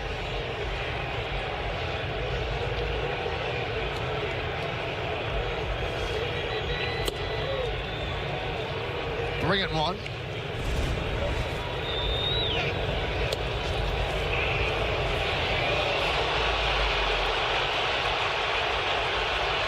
Yeah, oh no, yeah, definitely. He might have got a good strawberry on his knee or might have banged it a bit. And there's ball 4. As Rice on for the 3rd time tonight. A double and 2 walks.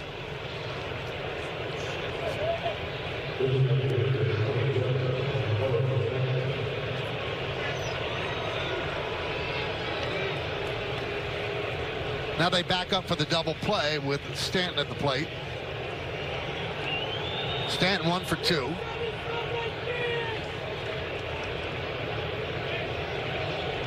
Cole Wilcox up in the bullpen for Seattle.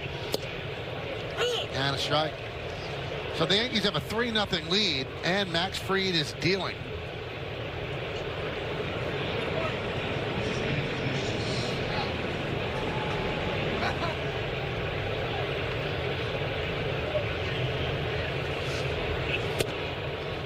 One and one.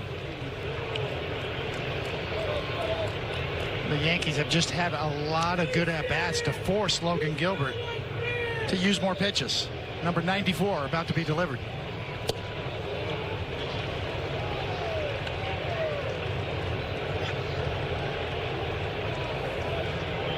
He's a high control guy too, a really low walk rate. The Yankees have had a great approach tonight against a really tough customer. That one is ripped to left field. It's a base hit, and it gets by Arozarena and goes to the wall.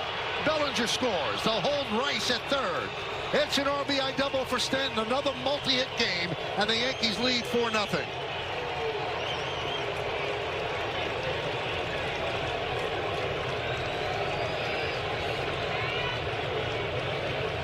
Is that good? That's pretty good. 2 hits in 5 games to begin the season.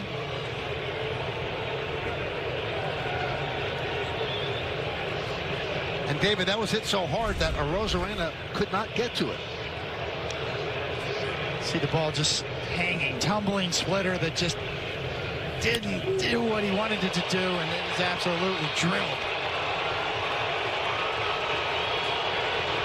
Well, that double knocks Gilbert out of the game.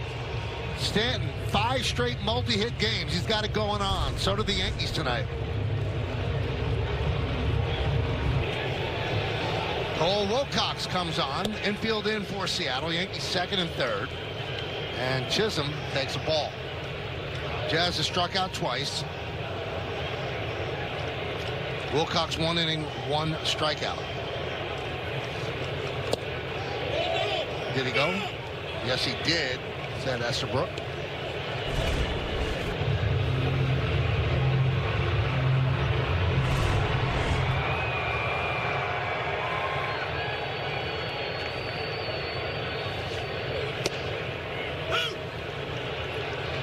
You know, Michael, you mentioned last night about in the minor leagues they're working on a new check swing idea. That wouldn't have been a check swing in the new rules right there, just to let you know. Base hit.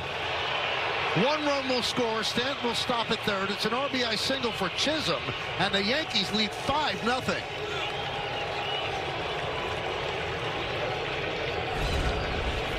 Jazz Chisholm joined the party.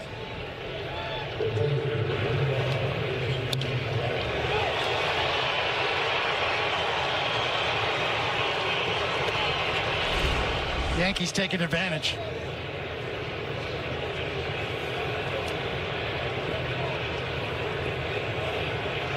Here's J.C. Escara.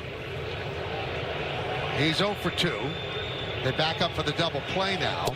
Runner goes, the throw to second. Not in time. It's a stolen base for Jazz Chisholm. We're going to see if they're going to challenge.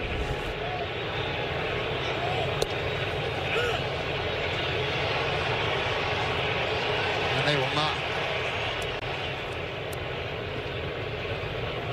It's more about whether he came off the bag. He's clearly in there. He beat the throw. Did he stay on the bag was the question. And yes, he did.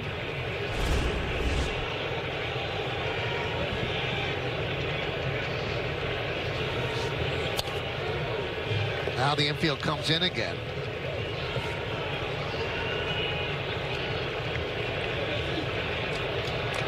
Three runs in, Yankees lead 5-0. Second and third, one man out. Top of the 6th inning. Yankees have 8 hits, Seattle just 1. And Escara goes down swinging to the second out.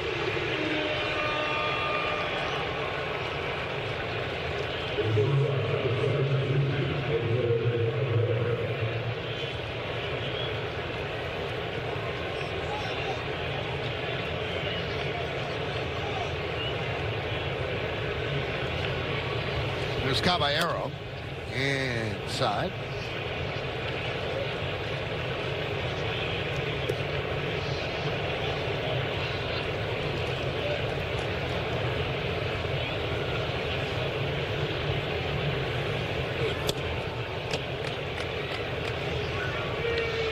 You know, Michael, if you talk to a lot of ball players that pitched in the 80s or 90s, they think the radar guns are juiced nowadays.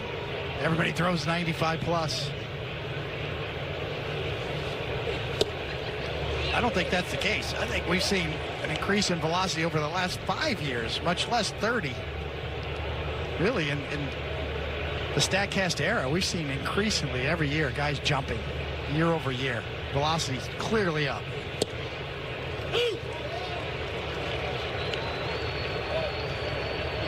Guy like Wilcox would have came in the game in the 1980s and said, "Oh my gosh, he's throwing 97."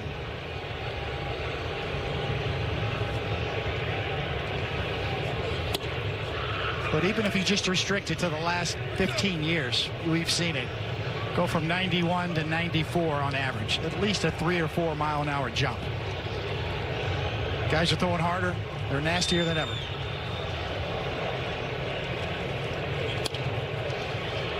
Ground ball. Rivas gets Caballero, and that'll do it. Yankees put a 3 spot on the board. They lead 2. Go to the bottom of the 6th, 5-0.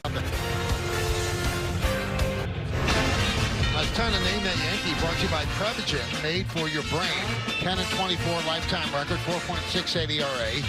It's in 111 games. Started with the Yankees, then the Rangers, and finished with Seattle. This one is considered an 8 on a scale of 1 to 10, with 10 being the hardest. I love that old Rangers logo right there with the cowboy hat on top of the ball. That brings back some memories. 9-1-2 in Seattle's order against Max Fried. Now, we talked about Fried in the opener against San Francisco, grinding it, not having his best stuff. He's got great stuff tonight. He's got everything working. Everything. Sometimes you show up and all 6 or 7 pitches are working.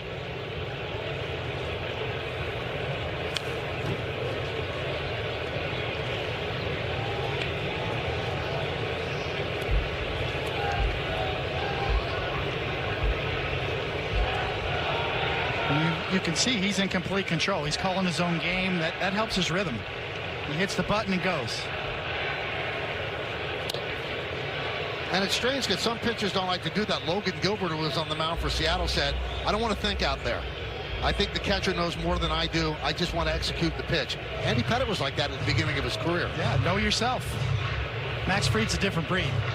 He knows what he wants to do. Very cerebral pitcher. He's controlling his own tempo right now.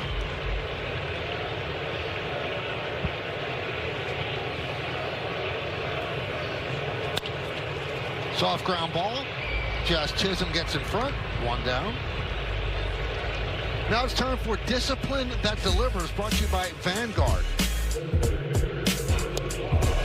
Well, he brought his A game tonight, and he is using it all. I mean, he has kept these hitters off balance all night long. He's completely unpredictable.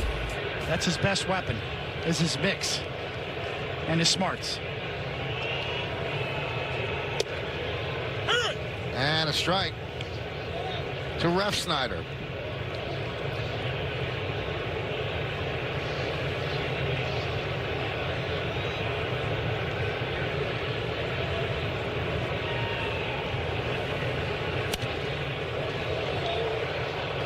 Tomorrow, an afternoon game,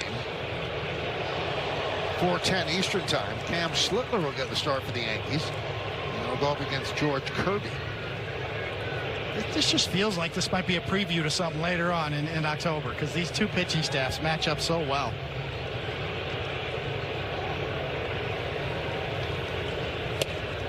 And down goes Ref Snyder for the second time on strikeout. Just two base runners for Seattle. The walk to Rodriguez in the first, and Naylor a single to center in the fourth. This is the sixth strikeout brought to you by Audi. And Ref Snyder, who's a lefty killer, has been completely overmatched tonight.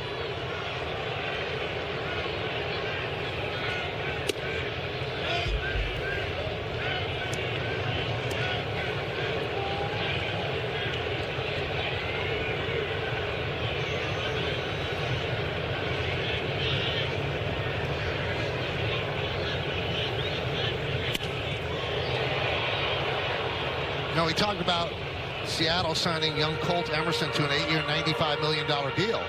And those deals look good when you're a kid and you want some security. But sometimes you sign those deals and you've got to be a little bit sorry that you did. And you would wonder if Cal Raleigh is one of those guys. He signed a contract that makes him extraordinarily underpaid, especially off the year that he had last year. He has the security, but he's going to have the big money that a 60 home run season would dictate. He flies out to Grisham. They go down in order 1, 2, 3. We go to the 7th. Yankees baseball on Yes is brought to you in part by Nissan. Hop into a Nissan Rogue and hit the road to adventure. Shop NissanUSA.com. By Vanguard. Opening week is brought to you by Vanguard. Discipline that delivers. And by Mohegan Sun. Something's always happening at Mohegan Sun. Famous line from Seinfeld, from George Costanza's dad.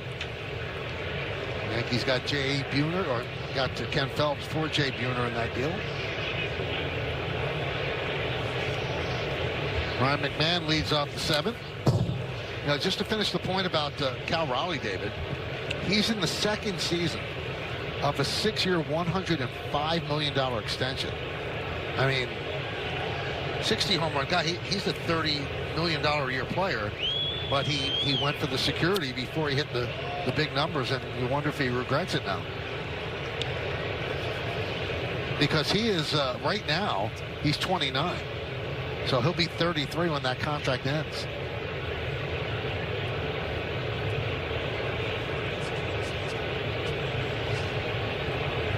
Well, he has been on record as saying he loves it here. Tough night for McMahon. He has struck out 3 times.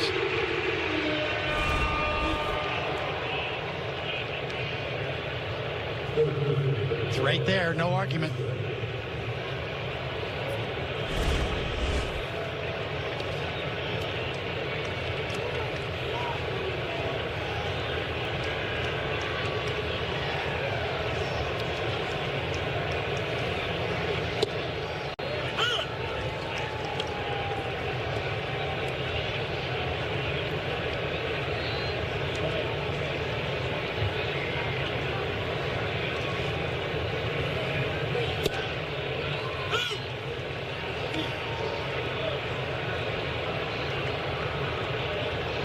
So 0-2 on Grisham. Grisham 2 for 3. Came into the game with 2 hits in the first 4 games, so he's double his hit total and made a really fine play in center field. Yes. He's made his imprint on this game.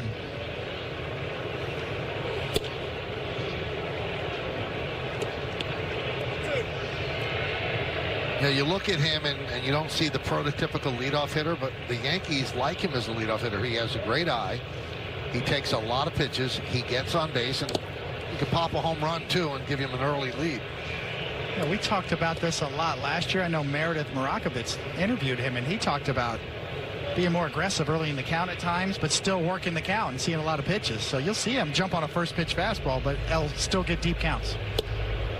He goes down on strikes. It's funny, David, I was talking with Aaron Boone over the winter.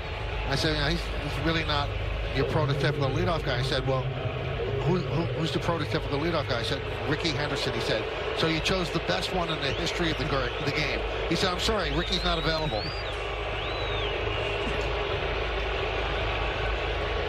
Boone's got some snark in him, yeah, right? When he needs it. Judge takes high. He's 0 for 3 with 2 strikeouts and a double play ground ball tonight.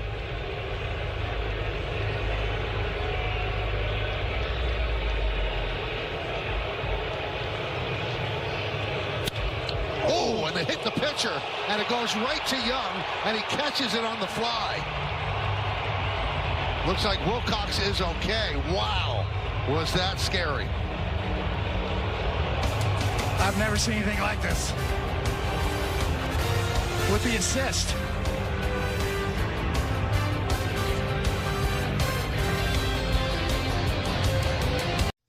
Top here, Ford Studio Update. Bob and Jack with you. Traffic, the key word. Nice traffic in that 3-run 6 for the Yankees. And Max Fried, a nice traffic cop, keeping Seattle off the bases. And symmetry is the word, too. Fried ended his last start retiring 18 of 20 batters. Bob, he has started this start retiring 18 of 20. It's been change-ups and cutters to the righties, fastballs and sinkers to the lefties. And as the guys in the booth have said, it's been a clinic. We're going to talk more about Fried and the offense coming up on the postgame, guys. Thank you, guys. Seattle just 1 hit against Fried. John Carlos Stanton, another multi-hit game. Logan Gilbert lasted 1 out into the 6th. Josh Naylor, a single in the 4th, the only hit against the Yankee left-hander. Julio Rodriguez leads off. The bottom of the 7th takes inside. That last play at the top of the inning, quite scary, David. Yeah, it really was. I don't think I've ever seen a ball ricochet off the pitcher like that and make it all the way to the second baseman in the air for an out. 107 miles an hour off of Aaron Judge's bat. If you think about it, you want to be a pitcher, you're about 55 feet away, 107 miles an hour. My goodness. Get your head out of the way and then get it off your glove, and it still makes it to the second baseman in the air. Wow.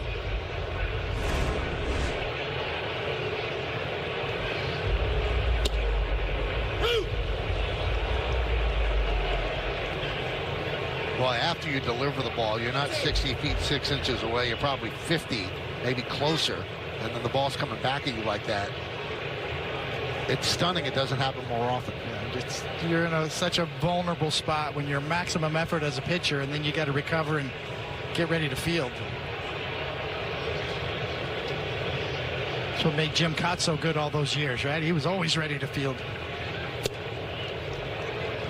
But he was a maximum effort throwing 100.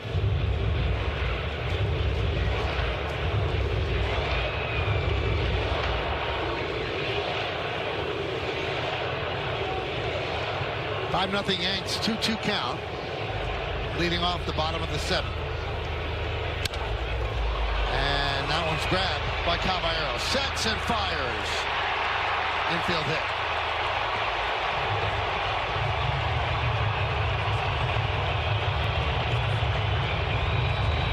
Check out something special, cooking up something special with Hexclad. Join the hybrid revolution at hexclad.com. Since 2019, in the majors, with 91 wins, he's first, 4th in ERA, 3rd in ground ball percentage, 3rd in home run per 9 innings allowed, 0.74, 2nd in WAR. Only Zach Wheeler of the Phillies is better with a 34 WAR to Max's 26.6. So that's the second base hit for Seattle. Here's Naylor, who picked up the first. And this should be a double play. There's one, and there's two. He had time with Naylor running, and then took it himself. Well, this is what you want for your shortstop. Be very decisive. Quick read, I'm going to get it. I'm going to take it. Complete.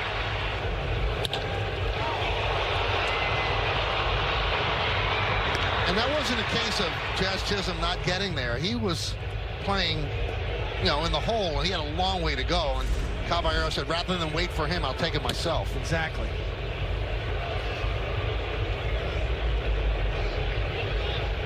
Crowd of 32,790 here at T-Mobile Park.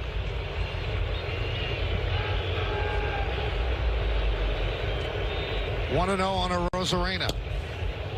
And a strike.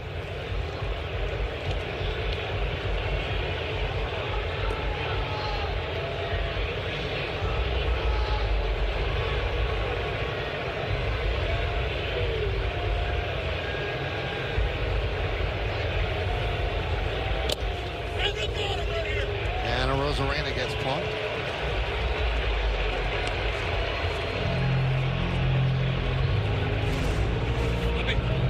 Sweeper sweeps on in a little too much. If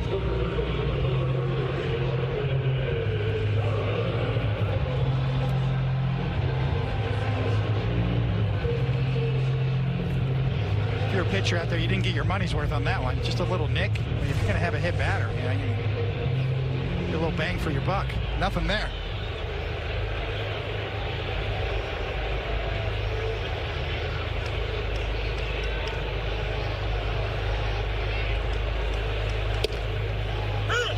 And a strike.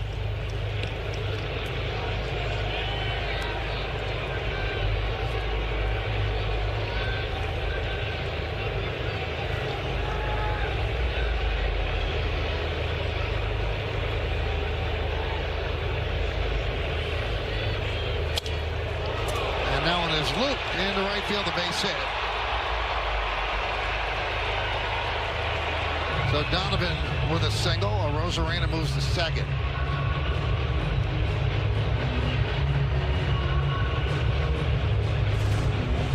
Well, a lot of people out here in Seattle feel like Brendan Donovan is just the perfect fit for this roster. Because he can do this. He can hang in there on tough lefties.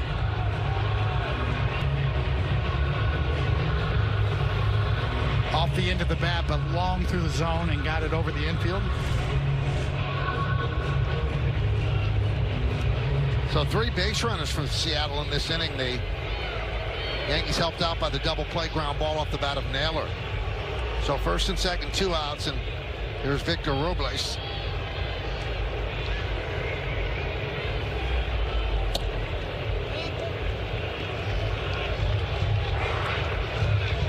One and 0.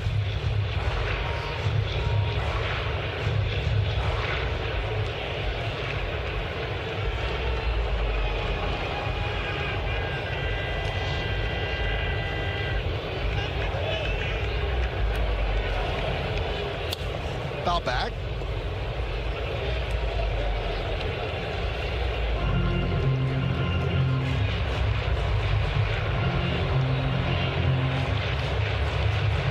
Rosarena at second, Donovan at first. Yeah, pitch number 88 from Max Fried on its way.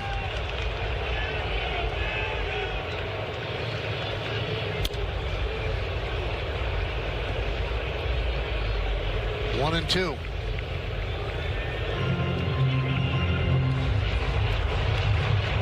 Fernando Cruz came on yesterday, got 2 big strikeouts. He's warming for the Yanks.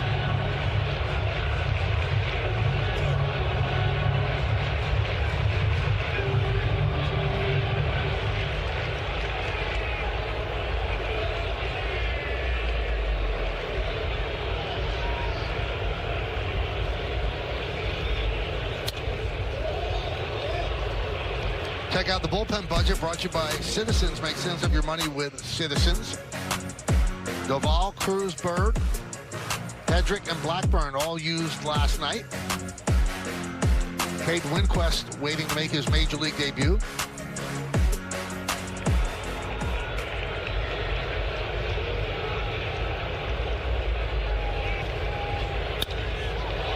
Fly ball right field. Judge hardly had to move, and that'll do it. Strong 7 for that man, Max Fried. Yankees lead 5-0. We go to the 8th. It's home opening weekend on Saturday night, April 4th, when the Yankees take on the Marlins with Yankees calendar night. First 40,000 guests in attendance.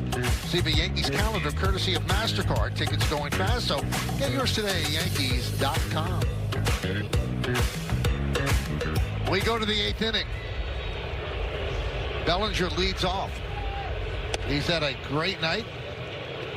2 for 2 with a walk. Max Fried reviewing things with his catcher, J.C. Escara. Fried's night is over after 7 strong innings. They'll try to get the final 6 outs out of the bullpen. Now that's as stealth as you can get. He's covering his mouth in the dugout talking to his catcher, and he's out of the game. State secrets.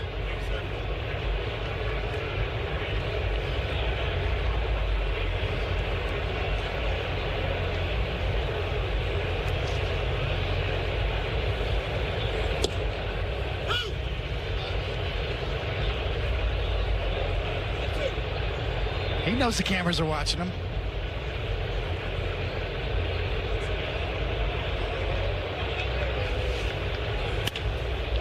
Served the other way. Rosarena. 1 out.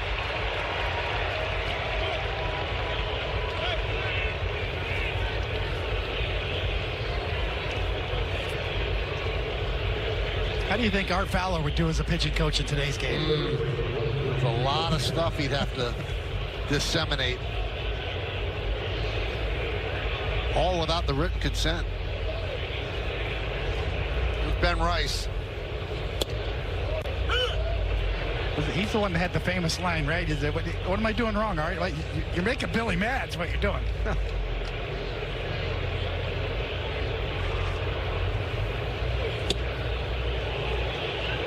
Didn't want to get Billy Martin mad. Probably not a good idea.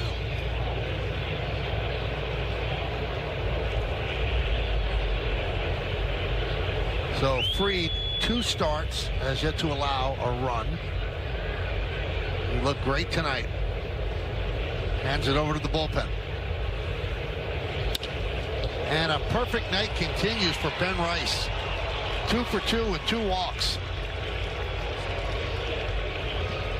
Check out the exit velocity presented by Spectrum, and this is on Stanton's double. 112.8. Now the double is also his second hit of the game. He has 5 multi-hit games to start the season. The Yankee record is 6, held by 3. Bob Newsel in 1928, Moose Skowron in 1956, Alfonso Soriano in 2003, Giancarlo Stanton with 5. 2026. Seattle goes to the bullpen. We'll come back.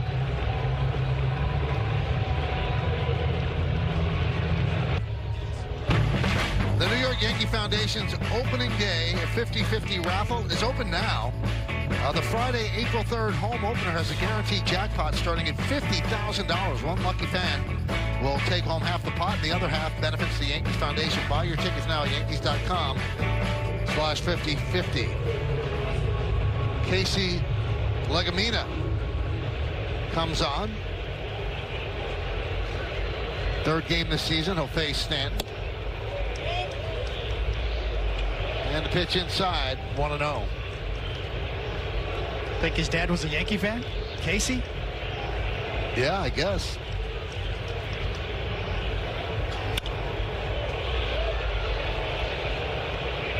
Popped up. And Naylor puts it away.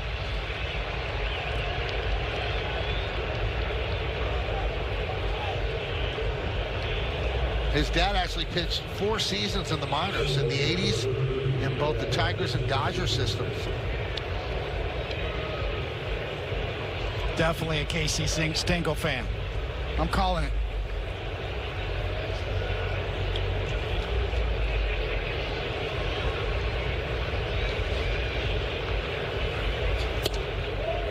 He's got a tattoo of his dad's baseball card from the 1985 Vero Beach Dodgers, and another tattoo commemorating his Major League debut on Jackie Robinson Day in Cincinnati in 2023. It's a 42 at the Smokestacks at Great American Ballpark. 28 years old, fourth big league season. Could have just taken a picture. You got to get a tattoo. More permanent than a picture.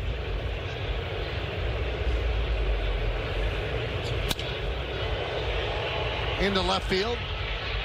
And Arozarena is there. That'll do it. We go to the bottom of the 8th inning. Yankees up by 5.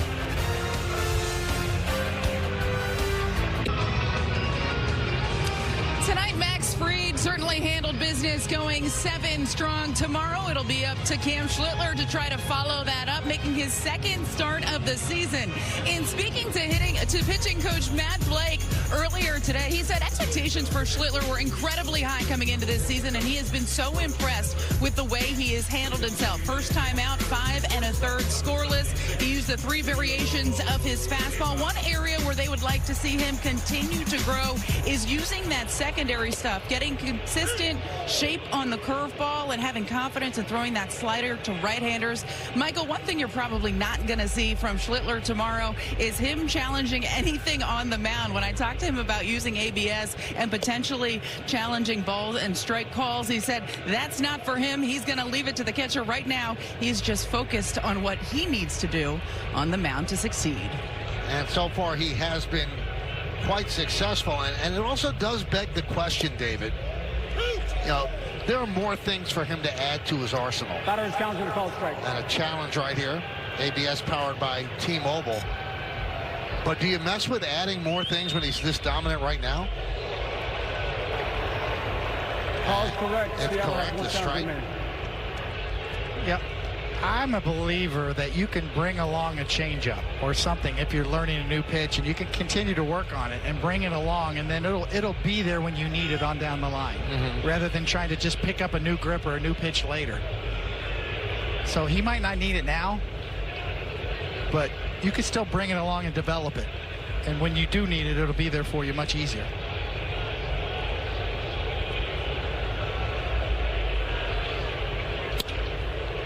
Fly ball right field. Judge, as Hedrick comes in relief of Max Fried. Yankees home opener Friday afternoon as the Bombers face off against the Miami Marlins in the Bronx. Start your game day at noon with expanded pregame coverage, including all the lineups and pageantry from the stadium. The first pitch will be shortly after 1:30 on Yes and the Gotham Sports app.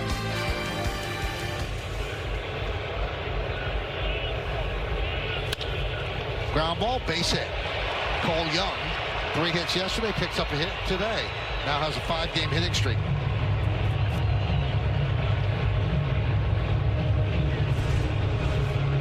He's had a good series. Played some good defense, too. Made a couple of sparkling plays. He's been a tough out first 2 games.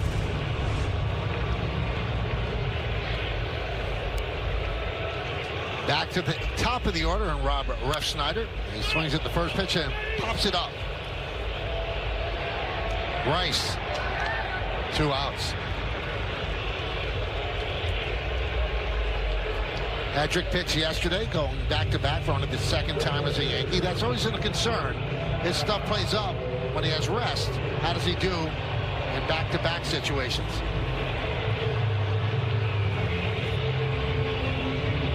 Here's Cal Raleigh, 0 for 3.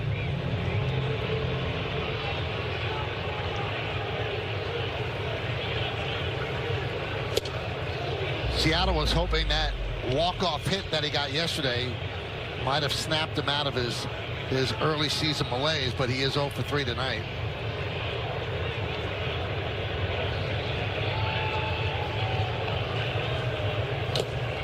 Dan Wilson has stated he does not want him to catch as much this year as he did last year. It's hard to keep him out because he's so good at framing, throwing the ball as well, working the pitching staff. But when your best hitter is your catcher, it's tough. And then, you know, teams went through that with Mike Piazza, too. Yeah, you almost have to protect him from himself.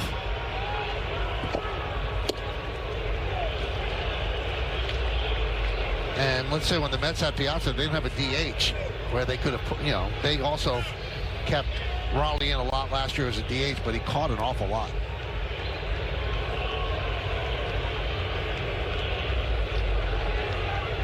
So the count 1-2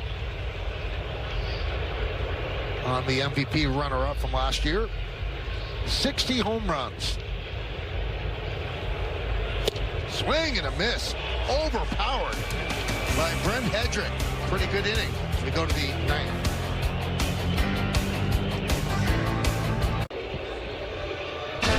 It's time to name that Yankee. Those are the clues. Those are the teams.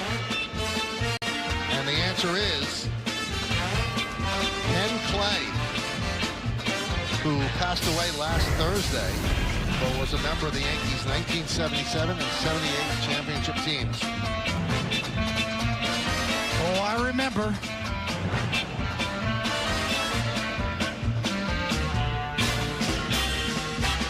I mean, you kind of had to be there for the 70s and the Yankees and those teams and the Royals. But they were great. They were great matchups, and he was right there. Came out of the Yankee system, 3.72 ERA in 4 career postseason games. 3 of those games in the World Series. Traded to the Rangers for Gaylord Perry in August of 1980. J.C. Escara swings at the first pitch of the 9th inning and pops it up. Young, 1 away. Tomorrow afternoon on Yes, the Yankees and the Mariners wrap up this 3-game set here in Seattle. Our coverage begins at 3:30 with pregame. Then first pitch is scheduled for shortly after 4 on Yes and the Gotham Sports app. Opening week is presented by Vanguard. 5-9-0 for the Yankees. 0-4-1 for Seattle. And a breaking ball strike to Caballero.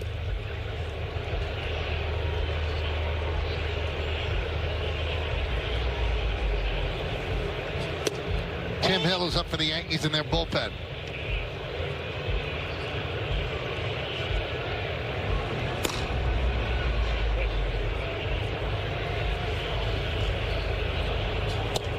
Even though the Yankees have a 5-0 lead here, this is an important game for them to win. It assures a winning road trip. You're not going to get swept here, obviously, after the opening sweep. So, a big swing game for the Yankees, and Aaron Boone doesn't want to let up on the gas at this point. And the worst you could be for the home opener would be 4-2. But you do have Cam Schlittler going tomorrow, so you have to feel good about that.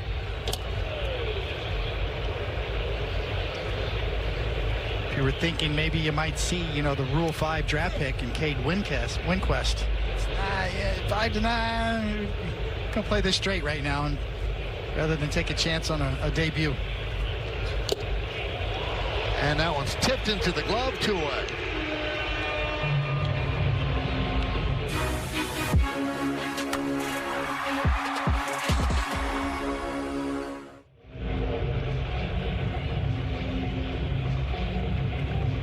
And here's Ryan McMahon,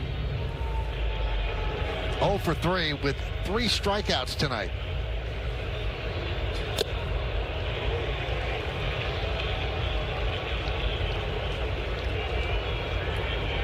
Well, the Yankees have 9 hits, but the bottom of the order has not reached base. And Judge is 0 for 4.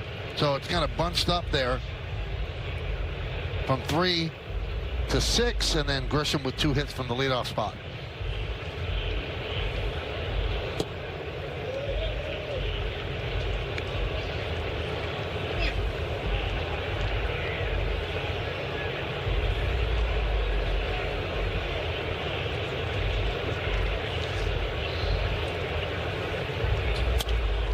Fouled away. You look ahead to the bottom of the inning. It'll be Julio Rodriguez, Josh Naylor, and Randy Arozarena. And now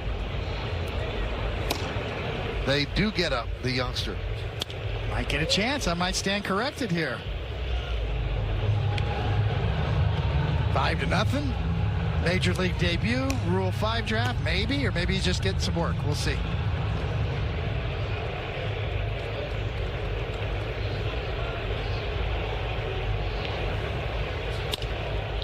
Chop Grabbed there by Young.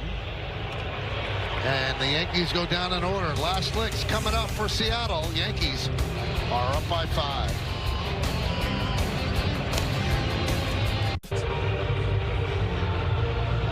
Wall fans, Yankee games on Yes are streaming live on the Gotham Sports app, included for free with your eligible TV provider subscription. Download and sign into the Gotham Sports app now and check out all the great Yankees content, including game highlights, post-game sound, and much more. This beautiful city in the Pacific Northwest.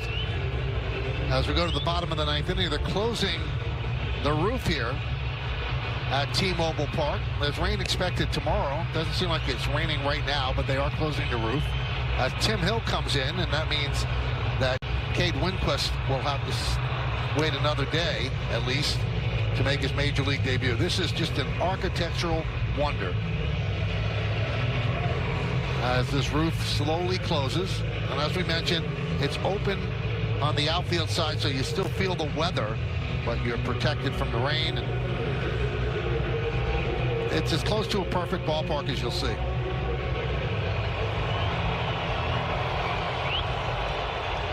So Tim Hill will try to get the final 3 outs. Yankees lead 5-0. Starting it off, Julio Rodriguez. Think we can get one of those in the Bronx? It'd be tough, I guess. You think the roof would have to go over the subway? Yes. That'd be an engineering marvel.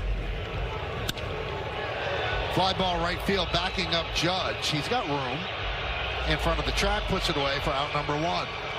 Hey fans, after the final out, get highlights, analysis, clubhouse interviews, and we'll hear from Aaron Boone on the manager's report. That's all coming up on the W.B. Mason Yankees postgame.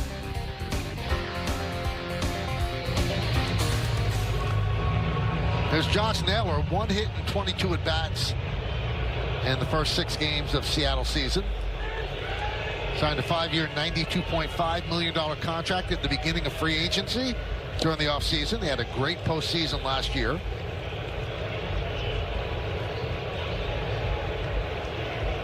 Had 30 stolen bases, too. Amazing. Just did not see that coming.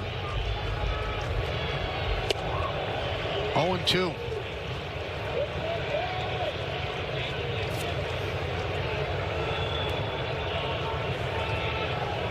Five runs on 9 hits for the Yankees. 4 hits, no runs for the Mariners.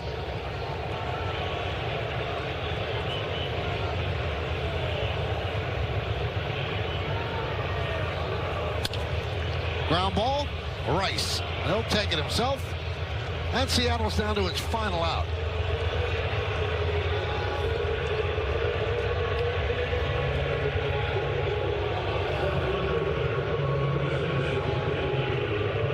And that brings up Randy Arozarena. Another multi-hit game for that man. 5 in a row. 1 away from the Yankee record to start a season.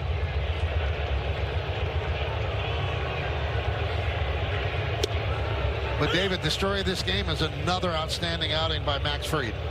Yeah, he was in control all night long. 7 or 8 different kinds of pitches that he threw all for strikes. And this should do it. Ground ball, Caballero. And the Yankees win 5-0. They go 4-1 on the season. Fried gets the win. 2 more scoreless innings for the bullpen. Clutch hitting as well. Everything came together on this Tuesday evening. But 2 runs in the first inning was all they would need, really, the way Max Fried threw the ball. But when you have a great pitcher on the mound and you spot him 2 runs early in the first, that's a confidence builder, and he made it stand. So the Yankees start off 4-1. The rubber game is tomorrow afternoon with Cam Schlittler on the mound. Stanton keeps hitting. Yankees winning. We'll come back. We'll wrap things up post-game after that.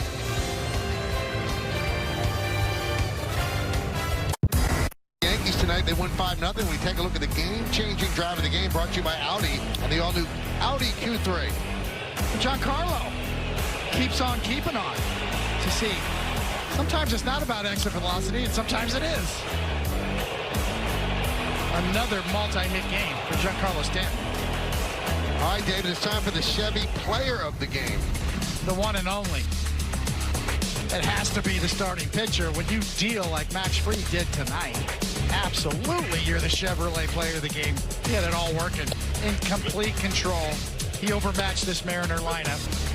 Once he got 2 runs in the first, game over.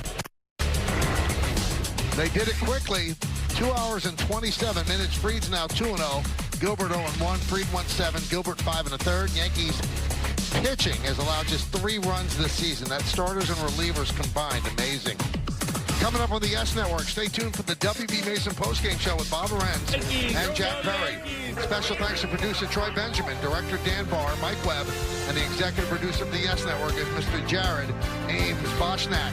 Join us again tomorrow as the Yankees close out their season-opening road trip right here in Seattle. Coverage will begin at 3:30 p.m. on YES, with first pitch coming shortly after 4. Once again, the final score of the New York Yankees 5 and the Seattle Mariners 0. For David Cohn and Meredith Morakovitz, I'm Michael Kay saying see ya from T-Mobile Park in Seattle, Washington. Now let's go to Bob Lorenz and Jack Curry, who are standing by with our post-game show. Gentlemen. And it's great to have you with us here on the WB Mason postgame. Bob Lorenz and Jack Curry with you as the Yankees win Game 2 of the series against Seattle. 5-0 is the final. In winning the season opener, Jack, Max Fried wanted to be good, and he was good, but he wanted to be better in this game, and he was. Let's get your Hyundai opening comment. Yeah, he was dominant, and the Yankees' run of pitching dominance continues. Max Fried with 7 glistening innings. Bob, he got outs on 5 different pitches against the right-handed batters. A lot of changeups and cutters against the lefties. He was throwing his 4-seam fastball and his 2-seam fastball. To me, he looked like a man on a mission tonight. He was just going out there and saying to the Mariners, I'm going to shut you down. I'm going to watch my team get a little bit of offense, and as I said, I'm going to continue this pitching dominance. The Yankees on the season have a team ERA of 0.61, and through the first 5 games, they are now the 3rd team in American League history to allow 2 runs or fewer in every game and not allow a home run. And, Bob, the other teams to do it did it in 1905 and 1911. So talk about doing something special. Max Fried leading the Yankees all the way. And he does a lot of special things when you get him an early lead. The Yankees did that tonight, getting a 2-0 lead in the first, and that allowed him to settle in. So let's take a look at Max Fried's night. He is the optimum player of the game. And let's start at that bottom of the first inning, trying to get through this. Nobody on, facing Cal Raleigh, second batter of the game. Gets him swinging for the second out. That's a fastball, but as you said, he had everything working. Yeah, after a walk to Rodriguez, he's able to get Naylor swinging on a fastball up in the zone. This ball was actually hit very well, but Trent Grisham said, I want to be better defensively this year. He was really good there, Bob, and you see the reaction from Fried. Brendan Donovan up next, goes down looking for the second out of the inning. And again, the good mix of pitches, and that changeup was effective tonight, too. And how about the athleticism? Look at Fried hustling over there when he falls off to the third base side of the bag to get that out. And that's just a nasty curveball right there to Refsnyder, who wishes he had challenged. Raleigh leading off in the 4th. He grounds it back softly to Fried. It really is a treat to watch him field his position. The Yankees are still up 2-0 in the 5th, and Robles is going to swing over that changeup. Yet another changeup. Bottom of the 6th. Goes back to the fastball to get Refsnyder. Bottom of the 7th, runner at first. Josh Naylor at the plate. And this is just a nice double play turned right there, and Fried again getting help from his D. Yeah, he's pretty excited about what's going on behind him. They're excited about what's going on in front of them. Couple of runners on in the 7th. Robles hits this to Judge in right field. That was Fried's final batter of the night. Boone is saying, hey, can you do that about 30 more times this year? 7 scoreless, whiffed 6. Walked 1, only gave up 3 base hits. Yankees memorable moments presented by Prevagen, made for your brain. 6 or more innings and no runs allowed in the first 2 games in a single season all time. Max Fried on that track tonight. Hadn't been done since Mel Stottlemyre in 1967. And fewest runs allowed through 5 games for the Yankees. Well, you mentioned this, Jack. It's happened 3 times already. 3 times for the Cardinals, but that was back in 43. It's so rare. You feel like when Fried's pitching, we're going to be building a lot of these historical type graphics where something hasn't happened in a while, but he's making it happen. And I'm going to get away from the numbers for a second and throw two words at you. I've got pitchability and I've got sequencing. When the Yankees signed Fried to that free agent contract, I spoke with Omar Minaya, who knew him all the way back when he pitched in high school in California. And I said, what excites you the most about Fried? And he said, pitchability. He's got so many options and so many places to go with his pitches that he will outwit hitters. And that takes me to sequencing, which David Cohn talked about tonight. It's essentially the same thing. He's got so many ways to go and so many avenues that he can go down. Bob, you can see it in the swings that hitters are taking. He is fooling them. He is getting soft contact. He is getting swing and miss. And as I said earlier, I think he had an ultra-aggressive approach tonight. I thought the changeup and then mixing in the curve, two of his better pitches tonight. Pre-game, though, you talked more about the cutter and the fact that he's using that more. Did you sense that we didn't see it quite as much as we thought tonight? Threw 15 cutters tonight, so you're right. It was still in play, but I thought he mixed in the other pitches as well. Cutters and changeups to the righties, but he ended up throwing almost as many changeups as cutters. So just shows you who Max Fried is in the sense that hitters don't know who he's going to be. He has a lot of weapons and a lot of ways to get you out. On the pregame, one of your keys to the offense finally getting really on track was to get on track and get some traction in some of these innings and get guys on base. They did exactly that. Let's take a look at the Yankees offense and our highlights brought to you by your local Ford stores. Let's start that two-run first inning, Jack. Cody Bellinger up, full count, and grounds the cutter back up the middle for the two-out single. So they're trying to get something going here against Logan Gilbert. Yeah, and then Ben Rice, who was on base 4 times, is going to get that slider that's hanging, hits it down the right field line. When it caroms off the wall there, I wondered if Bellinger would still be able to score. Great send by Rojas. He does score. Yankees go ahead 1-0. And then Giancarlo Stanton, who's off to a terrific start. They don't all have to be blistered, right? He bloops this one into no man's land in shallow right field. Yankees will happily take it. A second run scores. Stanton with the RBI bloop single. All right, so 2-run top of the first, then onto the top of the 6th. Bellinger up, elevated fastball, back up the middle for the base hit. Grisham getting held up at third. Right there, we thought he might try and score. Yeah, this is another smart decision by Rojas for a couple reasons, Bob. Let's watch Grisham. You could just see, and you called it, there's a tiny bit of hesitation. With 1 out, Rojas says, I'm going to put on the brakes. I'm sure there were some Yankee fans screaming, why didn't you send him? And the reason they didn't send him is, watch what happens the rest of the inning. When Bellinger tries to steal second, Raleigh throws the ball into center field. It's an E2. Grisham scores anyway. And that follows by, again, keeping the line moving. Ben Rice walks, and then Stanton again, and this one smokes it into left field. Yeah, for the second straight night, he hits a baseball so hard that it scampers by Arozarena, gets all the way to the wall. That one was 112 off the bat. 5th straight multi-hit game for Stanton to start the season. And then second and third, Jazz Chisholm Jr. keeps it moving one more time. Base hit to right. The runner scores. RBI single for Chisholm as the runner moves to third. So a 3-run inning there and a 5-0 Yankees win. You look at the box score. Aaron Judge does go 0 for 4. Bottom of the lineup went 0 for as well. But that heart of that lineup coming through, Bellinger, Rice, and Stanton, all with a couple of hits. And Rice, as Jack mentioned, on base all 4 times with 2 hits and 2 walks. Right after the game, Meredith Barakovitz talked to him on the field. After a tough one last night, this team definitely bounced back, and Max Fried led the way. Just what did you think of him out there on the mound? He had a great vantage point there from first base.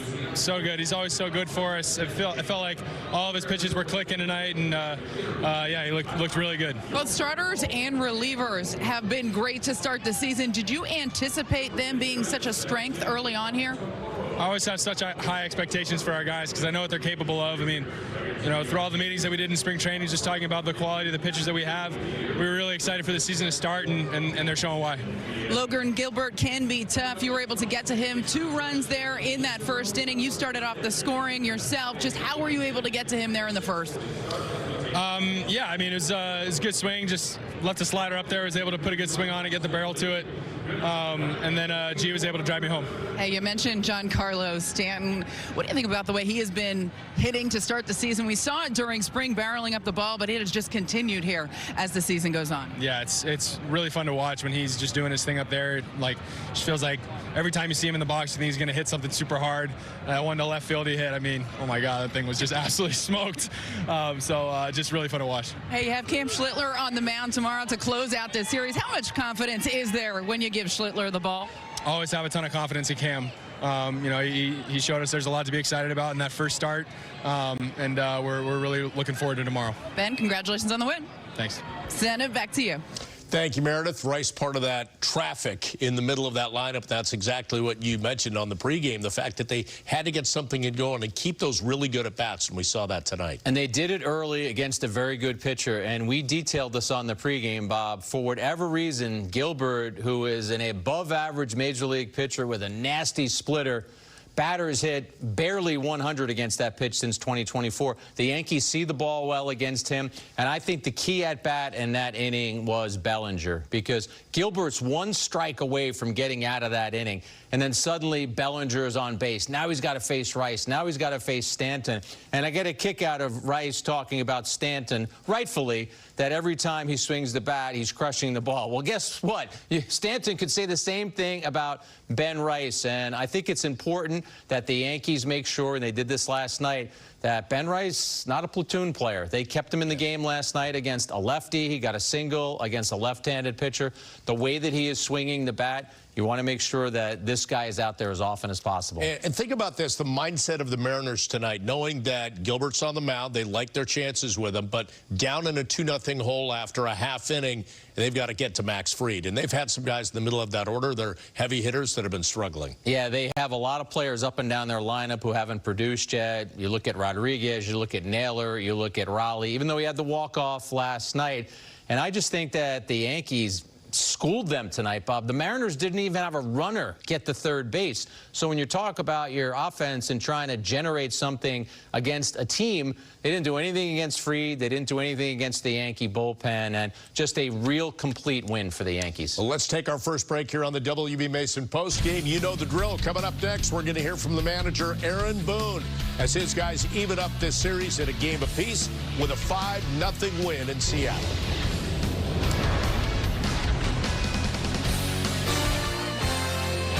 The Yankees postgame show on Yes is presented by WB Mason.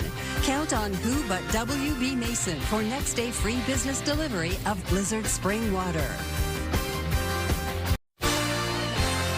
The Yankees postgame show on Yes is brought to you in part by your local Kia dealers. Visit kia.com to discover movement that inspires. Good to have you back on the postgame. Here's your game summary from Game 2 in Seattle. Yankees win it 5-0. They go 4 for 8 with runners in scoring position. Max Fried is not allowed an earned run in his first 2 starts. He picks up his second win tonight with 7 innings of 3-hit shutout baseball. Let's hear more about the win and Fried from Aaron Boone and the manager's report brought to you by Toyota. Aaron, tough one last night, yet today you hand the ball to Max Fried and he comes out like that. How much of a comfort is it knowing that you're handing him the ball every 5th day? Yeah, certainly it is. He was terrific tonight. He was on point from the start, just in total control of the game, and had everything kind of going for him, different ways to get you out. I thought he changed speeds really, really well. Like, had good life to his fastball, just back and forth. Used all his secondary, and until a couple guys got on there in that final inning in the 7th there, really felt like he was cruising.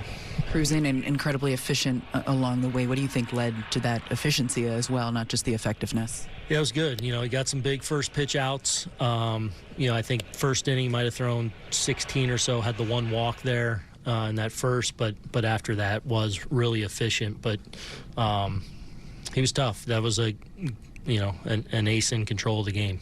Big was it just to get a couple on the board against Gilbert early there?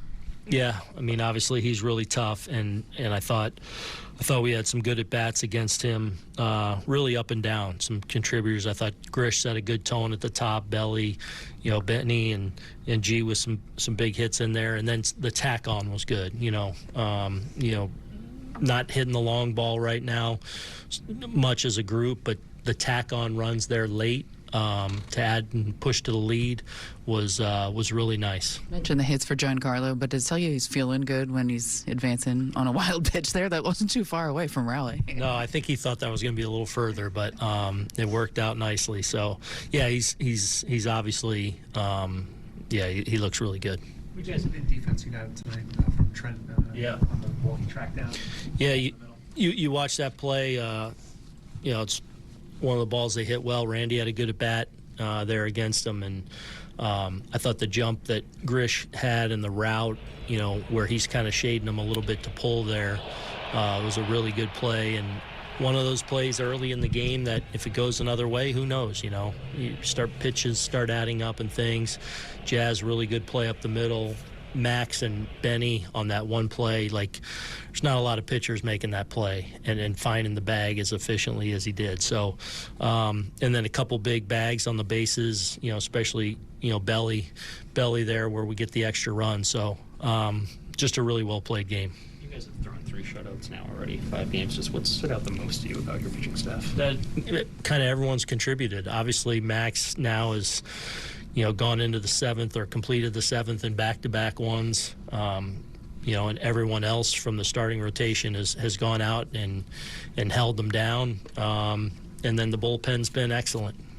Really all those guys down there that have gotten into this point have been excellent. Aaron, considering some of the pieces that are still missing, did you anticipate the pitching staff being such a strength early on here? We definitely like our pitching. I don't know if you draw up, this many shutouts and all that early on. I don't care how good your pitching is. It doesn't usually work that seamlessly. So it's a great start for those guys in there. They're pitching with a lot of confidence. They're executing. I feel like, Austin and JC are doing a great job back there with them. And then, playing well behind them with our defense and add it all up. And there's been a lot of zeros. All right, a couple things to address there. First, let's talk more about Fried.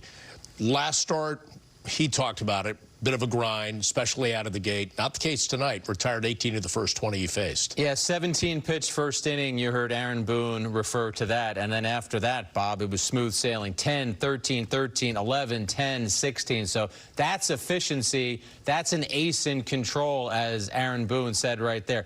We're only 5 games into the season. There's a long way to go before the Yankees will know if they're playing games in October. But this is who the Yankees expect Max Fried to be. And when you look back to last October, both Max Fried and Carlos Rodon, who had superb regular seasons, didn't pitch the way they would have hoped they could and should pitch in the postseason. I think you watch Fried, I think this is a guy who came out this year with something to prove and to remind everyone that the Yankees brought him here to succeed and to win a title. And just a quick thought on the offense. Boone mentioning not really hitting the home run ball right now, though they had a few in San Francisco. Listen, those are San Francisco and Seattle. Not really hitters' parks, more pitchers' parks. It's been a little cold on the West Coast. So, okay, find a different way to get it done. And tonight we saw that. Yeah, we saw that even with Bellinger stealing a base that resulted in a ball being thrown into the outfield and a run scoring. And we've seen Rice hit the ball hard. We've seen Stanton start a season in the way that he's never started before. So I do think the Yankees are being more opportunistic. Grisham had a good night tonight. You heard Boone talk about that. Right. The home runs are going to come. We know that. The Yankees are a home run hitting team. And with Judge and Stanton and Rice and Chisholm, of course they're going to hit their share of home runs. But when they're not coming, Bob, as you said, you've got to figure out other ways to score. And the Yankees did that tonight. We will take another break here on the WB Mason postgame. Stick around. We're going to hear from Max Fried coming up, off to a 2-0 start to begin the 2026 campaign. Stick around.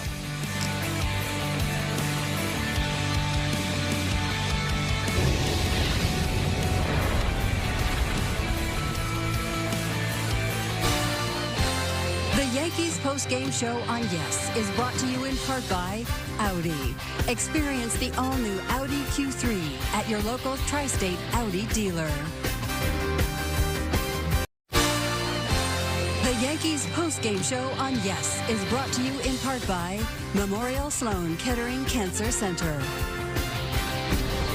The Yankees home openers Friday afternoon as the Bombers face off against the Miami Marlins in the Bronx. Start your game day at noon with expanded pregame coverage, including all the lineups and pageantry from the stadium. And that first pitch will be shortly after 1:30 on Yes and the Gotham Sports app.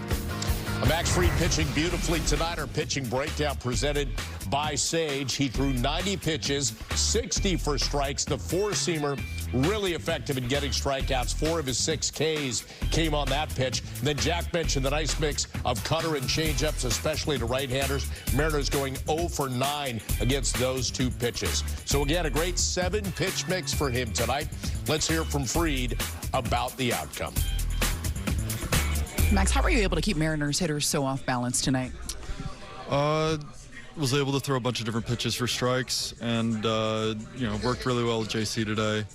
It's a good lineup over there, so you just gotta keep changing speeds and putting the ball in good locations. Last start, you put up zeros as well, but did you feel like the rhythm, especially from early on, was even better tonight? Yeah, there weren't times where I was just fighting to throw strikes. I felt like I was actually able to locate today, which made things a lot easier. But you got to go out there and really execute against a team like that. That's a really good club up there. Okay. You hear about good hitting being contagious sometimes. Can good pitching be contagious, and is that what you feel like is happening right now with this staff? We have a lot of really talented guys that are really motivated, and we've been waiting for this opportunity to have the season start and go and compete. We want to go win, and we're leaving everything out there. So we got a lot of, like I said, really good arms, and we're throwing the ball well right now, so we're just trying to keep it rolling. Actually, there's a lot going on with opening night. Did this feel more like you could just go out there and pitch and it was just baseball? Yeah, definitely just felt a little bit more like a normal start, but first true night game, just a little different coming from spring training where you got a lot of day games and stuff. So it was really nice to get out there under the lights and have it be a little brisk and a little different environment. First pitcher on the Yankee staff to use ABS to challenge ball strike. Just take me through that. What's that like for a pitcher on the mound? Nerve-wracking, but it was just it was a gut reaction. Like I threw it, JC was set up inside and I threw it away. So a lot of the times that's probably going to be a harder one for him to see. And I felt like I had a good visual of the ball going over the plate. Felt like it was high enough, and when I saw that the ball was in the zone, I felt a lot better about it, definitely. What the start that Giancarlo's had with how consistent he's been at the plate. He's been one of the best hitters in the game for a long time, and to see him healthy and just out there and just ready to just do damage. It's not a fun at bat when you're up there facing him. So when he's locked in like this, I'm really glad that I'm on this side, not the other side. So a couple interesting things there. First, the ABS challenge by Fried and how he saw it differently than maybe the umpire in Escara because of where Escara was set up. A very interesting description from Max Fried. I love that he told Meredith it was nerve-wracking. I'm going to share a story that I shared with Nancy Newman on the batting practice show. When they were giving this a test run during spring training last season, I was getting ready to interview Max Fried outside the clubhouse, as we do on Yes. And we were waiting, and on the monitor there was a challenge, and it was ruled by 1/10 of an inch. And Fried got so excited. It was a player watching someone else challenge, and this wasn't 1/10 of an inch. He was right. He gets the strike call there. So good job by Max Fried as the Yankees continue to have success in that area. And the other thing to note about Fried, he calls his own game on the pitch comm. It's become very easy and seamless for him. And Jack, it almost feels like that allows him to set a little faster pace or his own pace more than a catcher calling the game. Great point by you, Bob. I talked about the aggressiveness or the assertiveness that we see from him, and you're right. There's no waiting around. And even if it's a split second where you're waiting for the catcher to guess what you want to throw, and maybe you're on point and you're in sync for 90% of the game, but when you're calling it yourself, you're in sync for 100% of the game because you're deciding what you want to throw, when you want to throw it. I mentioned the postseason earlier, but if we just look at regular season starts, Fried has won 8 straight starts, has an ERA of under 1.5, and I've got to point out 2 things. His teammates are going to love him that he mentioned his catcher within the first 30 seconds of doing that interview. And also, you got to love that he was rocking the Andy Pettitte T-shirt. They were very prominent, along with Willie Randolph T-shirts, who'll be joining us here about a month or so. They were wearing those throughout spring training. So Fried paying homage to another great Yankee lefty. We got to take a break. More coming up here on the WB Mason postgame as we continue breaking down a 5-0 Yankees win in Game 2 against Seattle.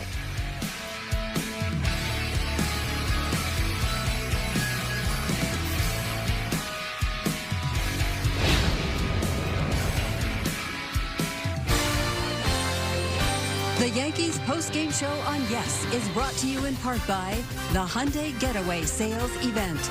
Deals so right, it almost feels wrong. Only at your local Hyundai dealer. The Yankees post-game show on Yes is brought to you in part by FanDuel Casino. Get your thrill on.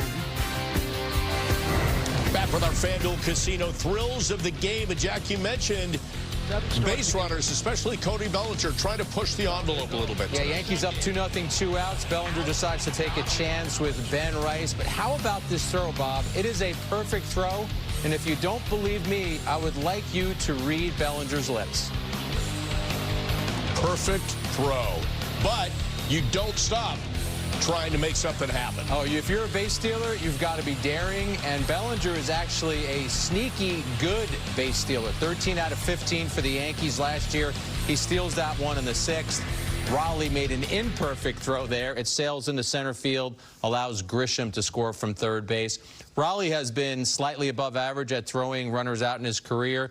And Bellinger, coming into this season, Bob, 81% success rate in stealing bases. But that's kind of the point, right? You got to keep pushing the envelope. You got to keep, don't get gun shy at that point. And then later, Jazz Chisholm Jr. would steal a base as well. I don't think you can get gun shy. And I think if you're Cody Bellinger and that's part of your game, you get thrown out once by a perfect throw, you say to yourself, okay, I want to see you do it a second time. If you're a great jump shooter, you don't stop shooting because you missed your first 5 shots. And I think that was in Bellinger's mind. I'm going to make him throw a perfect throw again. All right, so that's a wrap for this edition of the WB Mason postgame. And don't go anywhere because Yankees Extra Innings Live is next.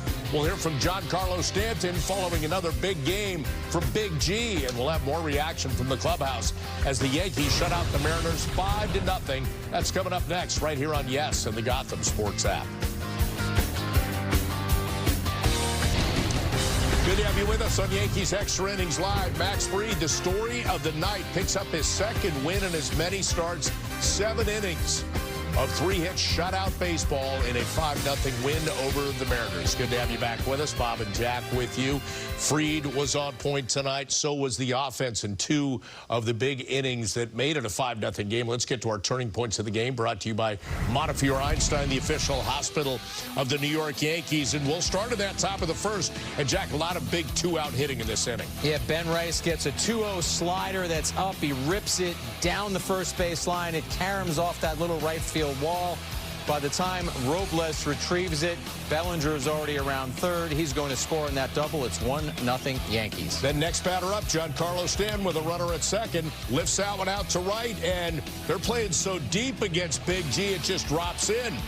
With 2 outs, Rice was on the move, allows him to score easily, and the Yankees have a 2-0 lead after the 1st. And that allowed Max Fried to just get things going in a good groove early. Yeah, miserable start to the season for Naylor, and Fried adds to that by throwing a fastball up in the zone to get him. Bottom of the 5th with 1 out. He gets Robles on a changeup. Top of the 6th, Yanks get the offense cranking again. 1st and 3rd, 1 out. Bellinger looking to steal second, and the throw off the mark by Cal Raleigh. That was after Bellinger had been thrown out earlier in the game trying to steal. A run scores. That makes it a 3-0 game. There was more to come after Ben Rice walked. Yeah, we're going to see the splitter. That's usually Kirby's equalizer. That one was up. Stanton rips the elevated pitch all the way to left. 1 run scores. Rice cruises into third. It's 4-0 Yankees. And the next man up, Jazz Chisholm Jr. just keeps the line moving. Knock into right field. 1 run scores. Chisholm gets the RBI. He'd later steal a base himself, and the Yankees up 5-0. Again, that was your final score for Giancarlo Stanton. Another multi-hit game. And to begin a season in Yankees history, you see 3 players have a streak of 6 straight games with multi-hits. Stanton right now stands at 5. And right after the game, he talked to Meredith Marakovitz. Giancarlo, what's impressed you the most about Max Fried here to start the season? Just dominance, continue from last year, making it tough on the guys, making them off balance and working in and out. So he's been unreal. Gilbert tried to go inside on you there in that first inning. How were you able to fight that off? Just stay inside. It wasn't ideal, but enough to find some grass and get us going. What's allowed you to keep things going? We saw you barreled up so much during spring training, but you seem to still be completely locked in. Yeah, just staying back, being on time for heaters, and keeping my barrel through the zone as much as possible, trying to swing at strikes. I mean, to the pitching staff so far, what's impressed you the most about it? They made it easier on us for sure. It's much easier at bat when the other team has 0 runs. Just continue to have good at bats, continue to watch them dominate, and try to get this series tomorrow. Aaron said there in that first inning, you thought maybe it got a little further away from Cal Raleigh than it did on the advancing the wild pitch. But yeah, it popped up, but it worked out. But probably should be more sure next time. Well, Stanton, with his injury history, Aaron Boone's always been very aware of load management, when to give him a blow, when to give him a break. But right now, it's early on, and it's hard to see him out of that lineup the way he's hitting. No one is swinging the bat for the Yankees the way that Stanton is right now. And sometimes he will take us inside the batter's box with him, so to speak, there, Bob. And he answered Meredith's question. I'm staying back, and I'm getting the barrel of my bat through the zone so I can square pitches up. Hitters talk about that all the time. Aaron Judge says if he stays anchored on his back leg, everything generates from there. Power comes from the ground up. So he just looks so comfortable right now, Stanton. Everything that he is making contact with, he is squaring it up. So you're going to get tired of hearing me say this, Bob, but it's about games played. The Yankees need him to be on the field as much as possible this year. Like you said, Boone will be careful, and he'll get his days off. But if they could get a full season out of Stanton, look what he did in half a season last year. Hit 24 home runs. We got to take another break. More coming up here on Yankees Extra Innings Live as we recap this Yankees win. Couple big innings, some big-time pitching from Max Fried result in a win.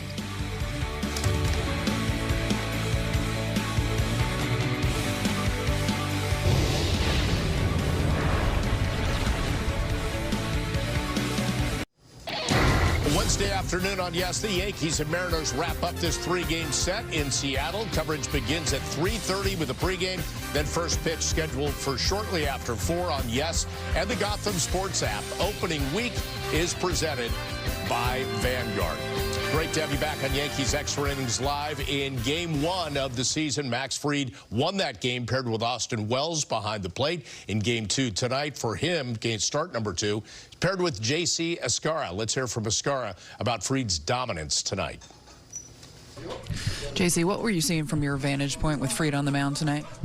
No, he was great. He was pounding the zone, had all his pitches going, and he was incredible today. What point in time did you know he had that kind of stuff to not only be efficient but incredibly effective? Today, or no? I've always known that, but today, from the get-go, he was hitting his spots, throwing his pitches, using his 3 types of fastballs. He was in the zone with all of them, so it showed. I think there's some people that thought maybe pitching staff, you might have to piece it together a little bit while some of your big guys are out, but you guys are off to one of the best starts in history for pitching. From what you saw in spring training, did you get a feel for this pitching staff could be pretty special? Yeah, I think from the first guy to the last guy, a lot of new guys are stepping up, and they're showing what they could do. No matter who we go to, they're getting the job done. When you have a guy like Fried who has so many weapons he can go to, how much fun is that for you to get to call a game for him? It's incredible. I can't go wrong with what I call. You get me? So he has all his pitches going. Makes it easy for me and easy for him. What have you thought of the way Giancarlo Stanton's been swinging the bat to start the season? Incredible. I don't know what opposing pitchers are going to throw him, but he's hitting the hard stuff. He's hitting the soft stuff. He's doing his thing. You like to see Max throw up the challenge there? I love it. Yeah, because, depending how I'm set up and depending the pitches, I don't have a good feel of where these pitches are clipping. So, if I'm expecting something outside, he throws it outside, and he has a better view. I love that he could call it and we could get that strike. Well, good pitching has been a hallmark of this series so far. And on Wednesday afternoon, we've got more good stuff, including Cam Schlittler on the hill. We'll talk about him coming up next.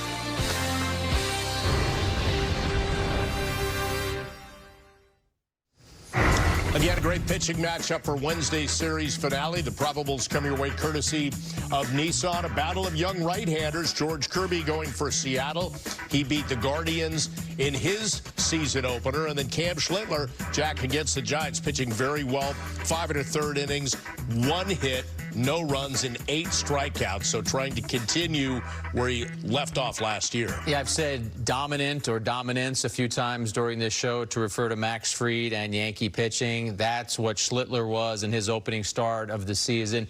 And remember, Bob, he had that lat issue in spring training, and the Yankees said it's not anything serious. He's going to be ready for the opening of the season, and he was. He pitched game 2, although he was not at his full complement of pitches. Boone allowed him to go to 68. I could see them adding 10 to that, so you probably see Schlittler in that 75 to 80 range. But when he has those 3 fastballs working, when he's got the 4-seamer, the 2-seamer, and the cutter, and he's releasing it from where he releases it, he can be absolutely devastating on hitters. The Yankees are hoping they see a version of that tomorrow. All right, we'll find out what happens on Wednesday. Certainly hope you'll join us on Yes and the Gotham Sports app as the Yankees look to win the series in Seattle. Our coverage begins at 3:30 with the pregame. First pitch a little after 4 o'clock. Until then, take care, and we'll see you for more baseball on Wednesday.